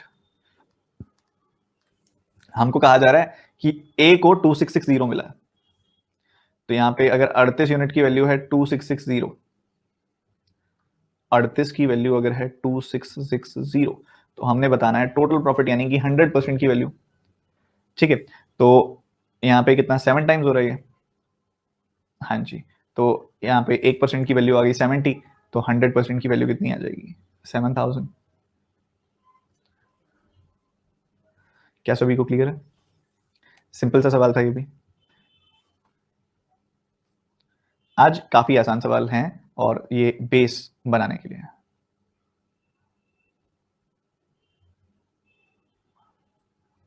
बिल्कुल सिंपल सवाल है, जैसा अभी किया था वैसा ही है।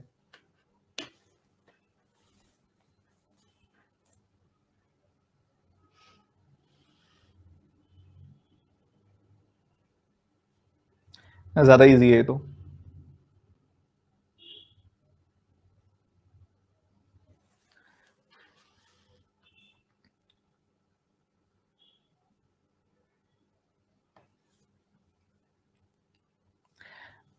अगर देखें ध्यान से तो 20% प्रॉफिट, अगर 100% प्रॉफिट हुआ है उसमें से 20% तो चला गया टैक्स, तो बच गया 80% प्रॉफिट। 80% को अगर 1:3:4 में डिस्ट्रीब्यूट करूं तो 10%, 30% एंड 40% प्रॉफिट जाएगा। तो हमने बताना है यहाँ पे अमन का, तो अमन को 30% प्रॉफिट मिलेगा। तो 55,600 का अगर 30% आप निकालते हो तो आपको यहाँ पे आंसर मिल जाएगा 5560 का 3 गुना कर दीजिए सीधा। 5000 का 3 गुना किया तो ये 15,000 आ गया, 500 का 3 गुना किया 1500 आ गया, और 60 का 3 गुना करेंगे तो 180 आ जाएगा। तो 16,680 आपका आंसर आ जाएगा। आई थिंक इस पर रुकने की जरूरत ही नहीं है, तो बहुत आसान सवाल है ये। अच्छा क्वेश्चन है, इसको देखते हैं कितने बच्चे बना के दिखाएंगे।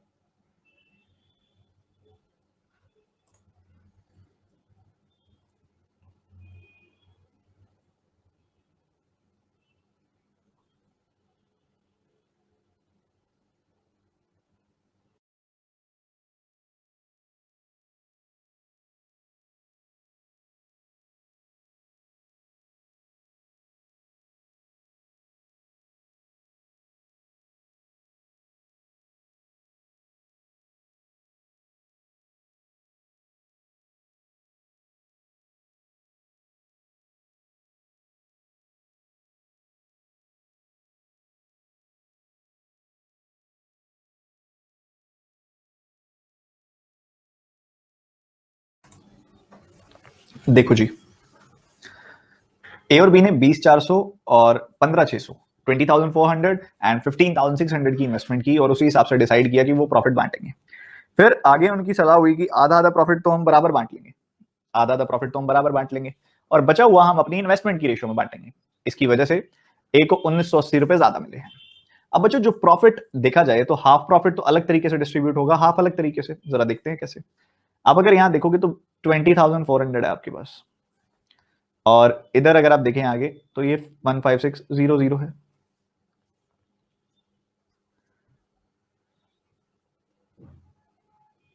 अगर आप 12 से कैंसिल करते हैं तो ये 13 टाइम्स कैंसिल हुआ, आपने 12 से कैंसिल किया, ये 17 गुना कैंसिल हुआ, तो ये 17:13 की रेशियो आ गई आपके पास।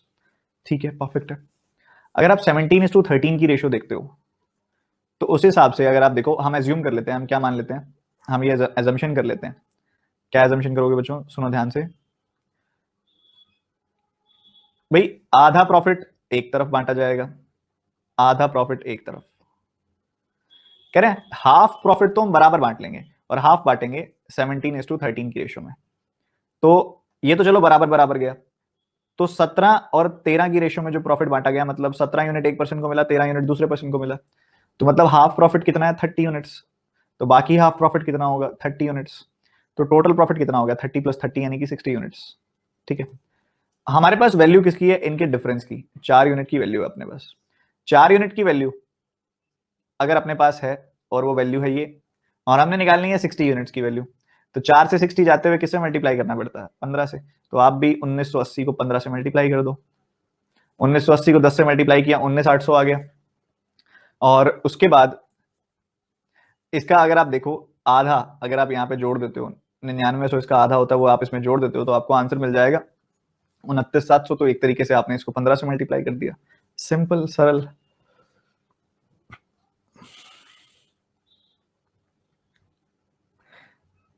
इक्वेट क्यों किया, क्या चीज इक्वेट,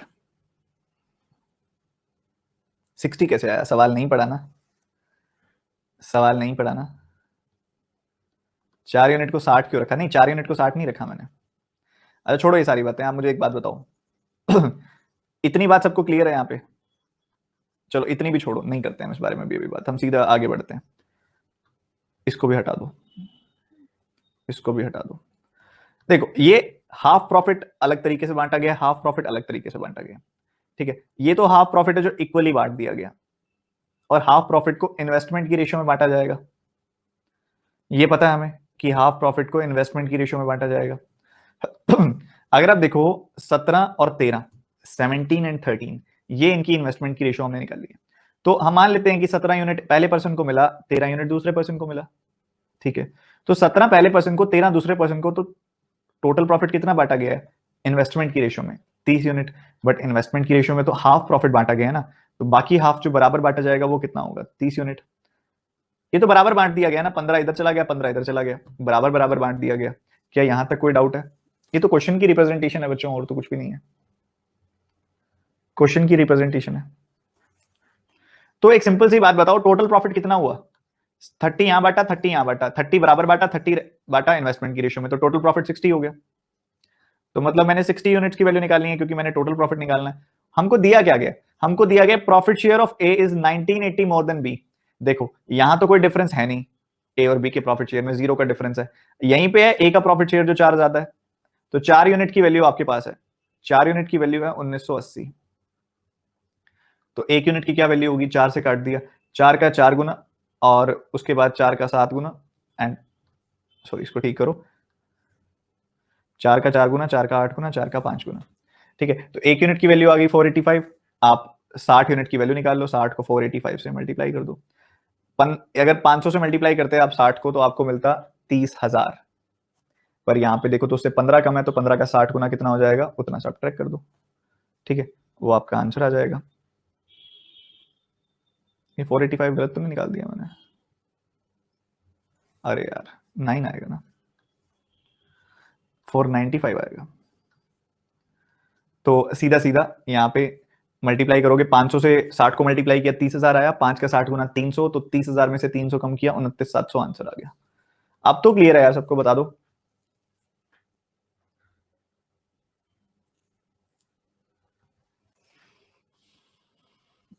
अगले सवाल पे मूव करते हुए,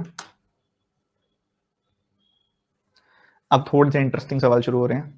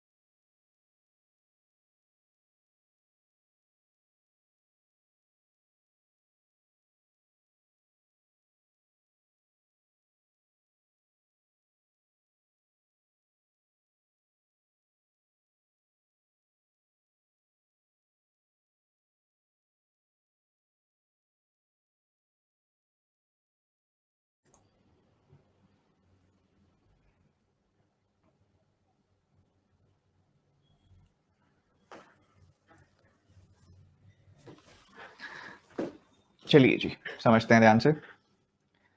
ए बी सी, इन्होंने 589 की रेशियो में पैसा इन्वेस्ट किया। 6 महीनों तक, आफ्टर 6 मंथ्स, 6 महीनों तक तो ऐसे चलता रहा। 6 महीनों के बाद इन्होंने अपनी इन्वेस्टमेंट्स में बदलाव किया। किस किसने किया? ए ने 40% पैसा और डाल दिया, बी ने आधा पैसा और डाल दिया, एंड आधा पैसा कर दिया, सी ने 1/3 इन्वेस्टमेंट निकाल ली। ये सब हुआ। ठीक है, तो ध्यान से समझना। 6 महीनों तक तो कोई बदलाव नहीं हुआ ना, 6 महीनों तक तो इन्वेस्टमेंट वैसे ही चली। ठीक है जी, बहुत सही। 6 महीने बीत गए, उसके बाद ए ने क्या किया? 40%। A invested 40% amount more than before. तो 40% अमाउंट और ज्यादा इन्वेस्ट कर दिया। तो यहां 5 था पहले, तो 5 से 40% ज्यादा, 5 से 40% ज्यादा यानी कि 2 ज्यादा, मतलब अब 7 यूनिट इन्वेस्ट कर दिए बचे हुए 6 महीनों के लिए। ठीक है, बहुत सही। अब उसके बाद अगर आप देखो, B invested half of the amount as before. B ने आधा पैसा इन्वेस्ट किया, 8 था तो अब 4 ही इन्वेस्ट किया 6 महीनों के लिए। और उसके बाद सी ने 1/3 विड्रॉ कर लिया। अगर 9 में से 1/3 यानी कि 3 विड्रॉ कर लूं तो बचेगा कितना? 6। तो 6 चलेगा बचे हुए 6 महीनों के लिए। आप देख रहे हो हर जगह से 6 कॉमन आ रहा है, 6 कॉमन आ रहा है, तो 6 कॉमन निकाल के काट दो या 6 से डिवाइड कर दो तीनों को। यहाँ क्या आया? 5 + 7, यहाँ पे 12 आ गया। यहाँ पे 8 + 4 12 आ गया। यहाँ 9 + 6 15 आ गया। तो अगर आप रेशियो निकालोगे तो 3 से कैंसिल कर दिया, 4 4 5 की रेशियो आ गई और इसका आंसर आ गया 9 of 30।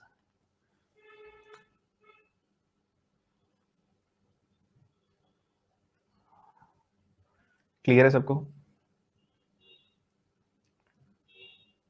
सर 12 होगा ना, तब मैं बताता हूँ वो भी। प्लस क्यों किया ये भी बताता हूँ। 20 इंक्रीज कहाँ? 20 कौन सा 20 इंक्रीज? मैं बता देता हूँ। एंट्री मेथड भी करेंगे बच्चों, सब करेंगे यार। एक बार जो बता रहा हूँ पहले वो सीखो, ध्यान से सुनना बस, बहुत ध्यान से। यहाँ पे अगर आप देखो, सबसे पहली चीज जो यहाँ पे थोड़ी सी खटकी सब बच्चों को, पहले ये 6 महीने रहने दो, 6 महीने देख लेंगे बाद में, वो तो वैसे ही कट जाना है, तो 6 महीने सोचो ही मत। यहाँ लिखा हुआ है इन्वेस्टमेंट का क्या हुआ ये देखो। यहाँ 5 से 7 कैसे हो गई इन्वेस्टमेंट, ये समझो पहले तो। वो कहता है ए इन्वेस्टेड 40% मोर देन बिफोर। वो पीछे वाली 6 इन्वेस्टमेंट, जो पीछे वाली 5 यूनिट इन्वेस्टमेंट थी ना, अब 40% ज्यादा invested, 40% more amount than before, 40% amount more than before. तो पहले बंदे ने 5 इन्वेस्टमेंट कर रखी थी, अब ये 5 करी थी 6 महीनों के लिए। अब अगले 6 महीनों के लिए उसने 5 में 40% ज्यादा यानी कि 2 ज्यादा यानी कि 7 की इन्वेस्टमेंट कर दी। वो 6 महीनों का, इन 6 महीनों को कनेक्शन ही तोड़ दिया इसने। कह रहे कि आफ्टर 6 मंथ्स, 6 महीने के बाद A invested 40% more amount than before. समझ गए? अगर यहां पे एडेड वर्ड यूज होता कि after 6 months A added 40% more amount than before, तो हम क्या करते? फिर हम 5 में 7 जोड़ देते, मतलब उसी में उसने 7 एक्स्ट्रा ऐड कर दिया। बट इस बार उसने 6 महीनों के बाद 40% ज्यादा अमाउंट की इन्वेस्टमेंट की है। दोनों बातों में फर्क समझ में आ गया? उसके बाद B invested half of the amount as before. भाई बी ने जितना पैसा पहले इन्वेस्ट किया था ना, अब उसका आधा ही इन्वेस्ट किया बस। ठीक बात है। सी विड्रू 1/3 ऑफ द इन्वेस्टमेंट। सी ने 1/3 इन्वेस्टमेंट निकाल ली। 9 में से 1/3 यानी कि 3 निकाल ली, तो बस तो 6 ही गई फिर अगले 6 महीनों के लिए। ठीक है, तो ये पहले 6 महीनों के लिए, ये बाद के 6 महीनों के लिए, ये पहले 6 महीनों के लिए, ये बाद के 6 महीनों के लिए, पहले 6 महीनों के लिए, ये बाद के 6 महीनों के लिए। परफेक्ट। अब उसके बाद 6 कॉमन निकाल के कट रहा है, वो तो बेसिक कैलकुलेशन है। इसके अलावा एक चीज और बच्चों को समझ नहीं आती कि सर आपने ये 5 × 6 लिखा, फिर आपने 7 × 6 लिखा, तो ये ऐड क्यों किया बीच में? क्योंकि बच्चों ये बेस वैल्यूज अलग अलग हैं, इसलिए। ये पता कैसे बना है? 5 यूनिट की इन्वेस्टमेंट पहले महीने, 5 यूनिट की इन्वेस्टमेंट दूसरे महीने, 5 यूनिट की इन्वेस्टमेंट तीसरे महीने, 5 यूनिट की इन्वेस्टमेंट चौथे महीने, 5 यूनिट की इन्वेस्टमेंट 5वें महीने, 5 यूनिट की इन्वेस्टमेंट 6ठे महीने। इन सबको ऐड किया हमने। हर महीने 5-5 यूनिट की इन्वेस्टमेंट कैरी फॉरवर्ड हुई है, तो इसलिए हम इन सबको ना एक साथ लिख देते हैं। एक साथ क्या लिख देते हैं? 5 × 6। ठीक है, इस बार ना ये एक अलग नंबर की इन्वेस्टमेंट चली है आगे, तो इसलिए आगे 7 7 7 6 बार चला है, तो बीच में तो प्लस साइन ही आएगा। 7 का 6 बार प्लस साइन आएगा बीच में, इस वजह से प्लस साइन आता है। समझ में आया भाई? दोनों डाउट क्लियर हो गए सबको?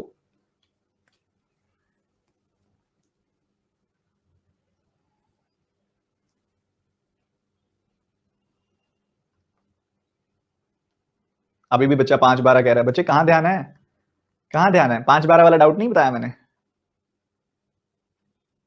मैंने क्या कहा था क्लास से पहले आई वॉन्ट कि हर एक बच्चा छींटे छींटे मार के क्लास में है जिसको नींद आ रही है।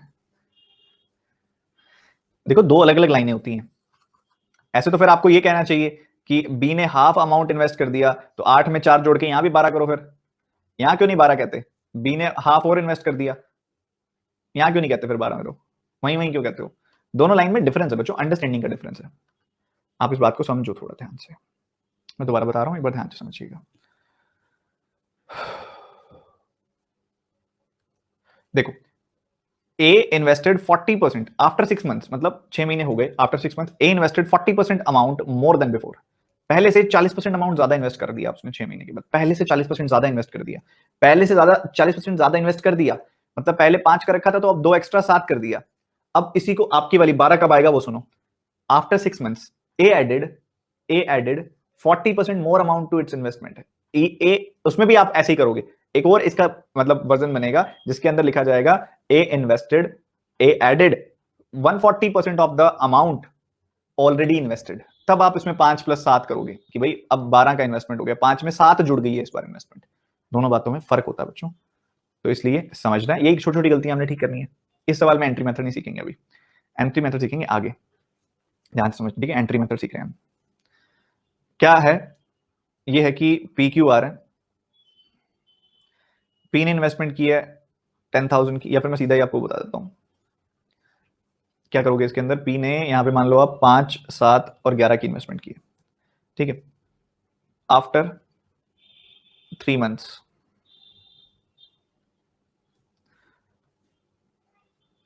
P added 20% of initial investment, Q withdrew 14.28% of initial investment, R withdrew 9 point, छोड़ो बढ़िया बनाते हैं क्वेश्चन को, 18.18% ऑफ इनिशियल इन्वेस्टमेंट। प्रॉफिट की फाइनल रेशियो बता दो, पहले आप बताओ फिर मैं बताता हूं बढ़िया तरीके से।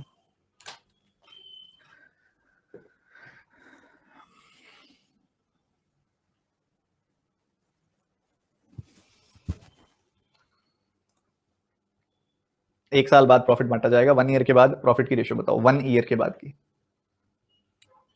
223, 669, 369, वैरायटी वो होता है वो आंसर्स की।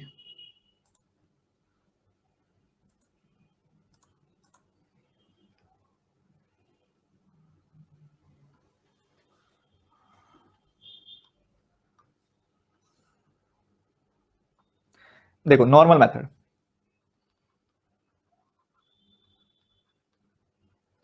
वो क्या कहता है? वो कहता है इन्होंने 5, 7, 11 की इन्वेस्टमेंट की, 3-3 महीनों तक यही चलती रही। उसके बाद क्या हुआ? उसके बाद एक बंदे ने इन्वेस्टमेंट और डाली है, उसके बाद क्या हुआ? सॉरी, यहाँ पे प्लस का साइन ही आएगा, नॉर्मल मेथड है। उसके बाद क्या हुआ? उसके बाद कुछ ऐसा हुआ कि पी ने 20% और इन्वेस्ट कर दिया। मतलब पहले 5 की इन्वेस्टमेंट थी, उसमें एक और बढ़ा दी, अब इन्वेस्टमेंट हो गई 6 की। क्यू ने 14.28% मतलब 1/7 विड्रॉ कर लिया, तो 7 में से अगर एक विड्रॉ कर लूंगा तो 6 बच जाएगा। आर ने 18.18% यानी कि 2/11 विड्रॉ कर लिया, तो 11 का 2/11 क्या होगा? 2 विड्रॉ कर लिया, तो 11 में से 2 गया, 9 बच गया। अब आप सब जानते हो, ये समझदार बच्चे हो आप सब जानते हो कि 12 महीनों में से 3 महीने गए तो 9 महीने बच गए, तो ये इन्वेस्टमेंट 9 महीनों तक चलेगी। ठीक है, इसमें से जो कॉमन आता है काटा, सॉल्व किया, सिंप्लीफाई किया, आंसर आ जाएगा। ये नॉर्मल मेथड है। पर अगर इसी को मैं लिखूं एंट्री मेथड में, एंट्री मेथड, पासबुक किसी ने पूरी कराई है? पासबुक आजकल वैसे पूरी कराते नहीं होते, पुराने जमानों के काम है वो, अभी नहीं होती होती, अभी तो हमारी ट्रांजेक्शन हिस्ट्री सीधा मेल पे आ जाती है। तो पासबुक पूरी कराई होगी, कभी तो कराई होगी, पासबुक तो पूरी कराई होगी। पासबुक में क्या होता है? एंट्रीज होती हैं, एंट्रीज आती हैं, ठीक है? एंट्रीज आती हैं पासबुक में, ठीक है? बहुत बढ़िया, पासबुक प्रिंट कराई है मतलब, ठीक है? ये पासबुक पूरी कराना सीख लो, बैंक में जाने वाले हो, क्लर्क लग गए ना आके, उन्होंने कहा जी मैडम पासबुक पूरी करानी है, क्या पूरी क्या होता है ये बताओ पहले तो, आलू पूरी वाली पूरी या हलवा पूरी वाली पूरी? भाई प्रिंट कराने को बोलते हैं वो पासबुक पूरी कराने में। एक बच्चा पूछा सर पूरी क्या होता है? तो देखो एंट्री मेथड में क्या होता है कि जैसे आपकी पासबुक में एंट्रीज होती है ना, वैसे ही एंट्री होती है कि शुरू में आप देखो ये इन्वेस्टमेंट कितने टाइम तक चली है, 12 महीनों तक चली है इन्वेस्टमेंट। तो हम क्या करेंगे, टोटल, वैसे टोटल ड्यूरेशन ऑफ इन्वेस्टमेंट पूछ रहा हूं मैं, ये ड्यूरेशन ऑफ इन्वेस्टमेंट तो 12 महीने है ना, तो आप क्या करो 5, 7, 11 जितनी भी इनिशियल इन्वेस्टमेंट थी उसको 12-12 महीनों के लिए इन्वेस्ट कर दो। उसके बाद देख लो क्या एड ऑन्स हुए हैं और क्या सब्ट्रैक्शंस हुई हैं। ठीक है, अब क्या हुआ, इसने 20% पैसा ऐड कर दिया तो इधर हुआ एडिशन, इसने विड्रॉ कर लिया तो इधर हुआ सब्ट्रैक्शन, इसने भी विड्रॉ कर लिया तो इधर भी हुआ सब्ट्रैक्शन। ठीक है, ये एंट्री मेथड का स्पेसिफिक केस है। इधर 20% का एडिशन हुआ है, 20% मतलब 20% मतलब 5 का 20% मतलब 1। इधर 14.28% का सब्ट्रैक्शन हुआ है, मतलब 7 का 14.28% मतलब 1/7 यानी कि 1। और इधर 11 इंटू 12 है ना यहाँ पे ये, तो इधर 11 यूनिट्स का 18.18% मतलब 2/11 सब्ट्रैक्ट हुआ है, तो 11 का 2/11 क्या होगा 2। अच्छा, ये सब्ट्रैक्शन कितनी ड्यूरेशन के लिए हुई है, ये सब्ट्रैक्शन अगर आप 3 महीने के बाद ये सब कर रहे हो तो बचे कितने 9 महीने ना, तो ये हुई है 9 महीनों के लिए। आप चाहे ऊपर वाला सिंप्लीफाई कर लो चाहे नीचे वाला सिंप्लीफाई कर लो सेम आएगा, बट कई बार ऊपर वाला छोटा होता है कई बार नीचे वाला छोटा होता है, तो जो सॉल्यूशन बेस्ट रहेगा हम वो वाला करेंगे। ठीक है, मैं दोनों ही दोबारा करके दिखाता हूं अलग अलग एस्पेक्ट्स के अंदर। ठीक है, क्या अलग अलग एस्पेक्ट्स, मान लो कि आर एस टी ये 3 लोग हैं, इसने इन्वेस्टमेंट कर दी मान लो 7 यूनिट्स की, इसने इन्वेस्टमेंट कर दी 12 यूनिट्स की और इसने इन्वेस्टमेंट कर दी 14 यूनिट्स की। अगर आर ने 3/7 पैसा और डाल दिया आफ्टर 4 मंथ्स, एस ने 1/6 पैसा और डाल दिया आफ्टर 4 मंथ्स और टी ने 2/7 पैसा निकाल लिया आफ्टर 4 मंथ्स, तो क्या आएगी वैल्यूज। अगर आप नॉर्मल मेथड से इसको बनाते हो तो कैसे बनेगा, नॉर्मल मेथड का डिस्ट्रीब्यूशन अगर हम देखें तो कैसा बनेगा, इसमें 7 यूनिट की इन्वेस्टमेंट थी, 12 यूनिट की इन्वेस्टमेंट थी, 14 यूनिट की इन्वेस्टमेंट थी, 4 महीनों तक यही चली। फिर उसके बाद इसने 3/7 पैसा डाल दिया, 3/7 पैसा ऐड कर दिया, तो 7 का 3/7 क्या होगा 3, तो 7 + 3 ही हो गया 10 यूनिट। अगली बार 12 का 1/6 पैसा मतलब 2 यूनिट पैसा और डाल दिया, तो 12 + 2 ये हो गया 14 यूनिट। इसने पैसा निकाल लिया 2/7 निकाल लिया, तो 2/7 कितना होगा 14 का, 14 का 2/7 होगा 4, तो उसने 4 निकाल लिया 14 में से तो 10 रह गया। और ऐसा 4 महीने बाद हुआ है, तो बच कितने गए 6 महीने बच गए, तो 6 महीने 8 महीने बच गए, 12 - 4 तो 8 महीनों तक ये इन्वेस्टमेंट चली है। तो ये तो इसका नॉर्मल मेथड है जो बच्चों ने अभी तक सीखा ही है मुझसे। एंट्री मेथड क्या होता है इस केस में, कैसे करेंगे भाई, टोटल इन्वेस्टमेंट 12 महीनों तक चली है, तो हमने क्या किया 7, 12, 14 की इन्वेस्टमेंट उठा के 12-12 महीनों तक लगा दी। भाई 12-12 महीनों की एंट्री हो चुकी है क्योंकि इन्वेस्टमेंट की ड्यूरेशन 12-12 महीनों की है। फिर जो जो ट्रांजेक्शन जितने जितने ड्यूरेशन के लिए हुई हम कर लेंगे। अब 4 महीनों बाद क्या हुआ, इसने 3/7 पैसा और डाल दिया, अब 7 का 3/7 क्या होता है 3, तो 3 पैसा और डाल दिया। इसने 12 का 1/6 पैसा और डाल दिया, मतलब कितना पैसा और डाल दिया 2 यूनिट पैसा और डाल दिया। इसने 2/7 पैसा निकाल लिया, तो इसका 2/7 क्या होता है 4, तो इसने 4 निकाल लिया। ये 4 महीने बाद हुआ ऐसा, तो बच कितने गए 8 महीने, तो ये ड्यूरेशन ये 8 महीनों के लिए चली।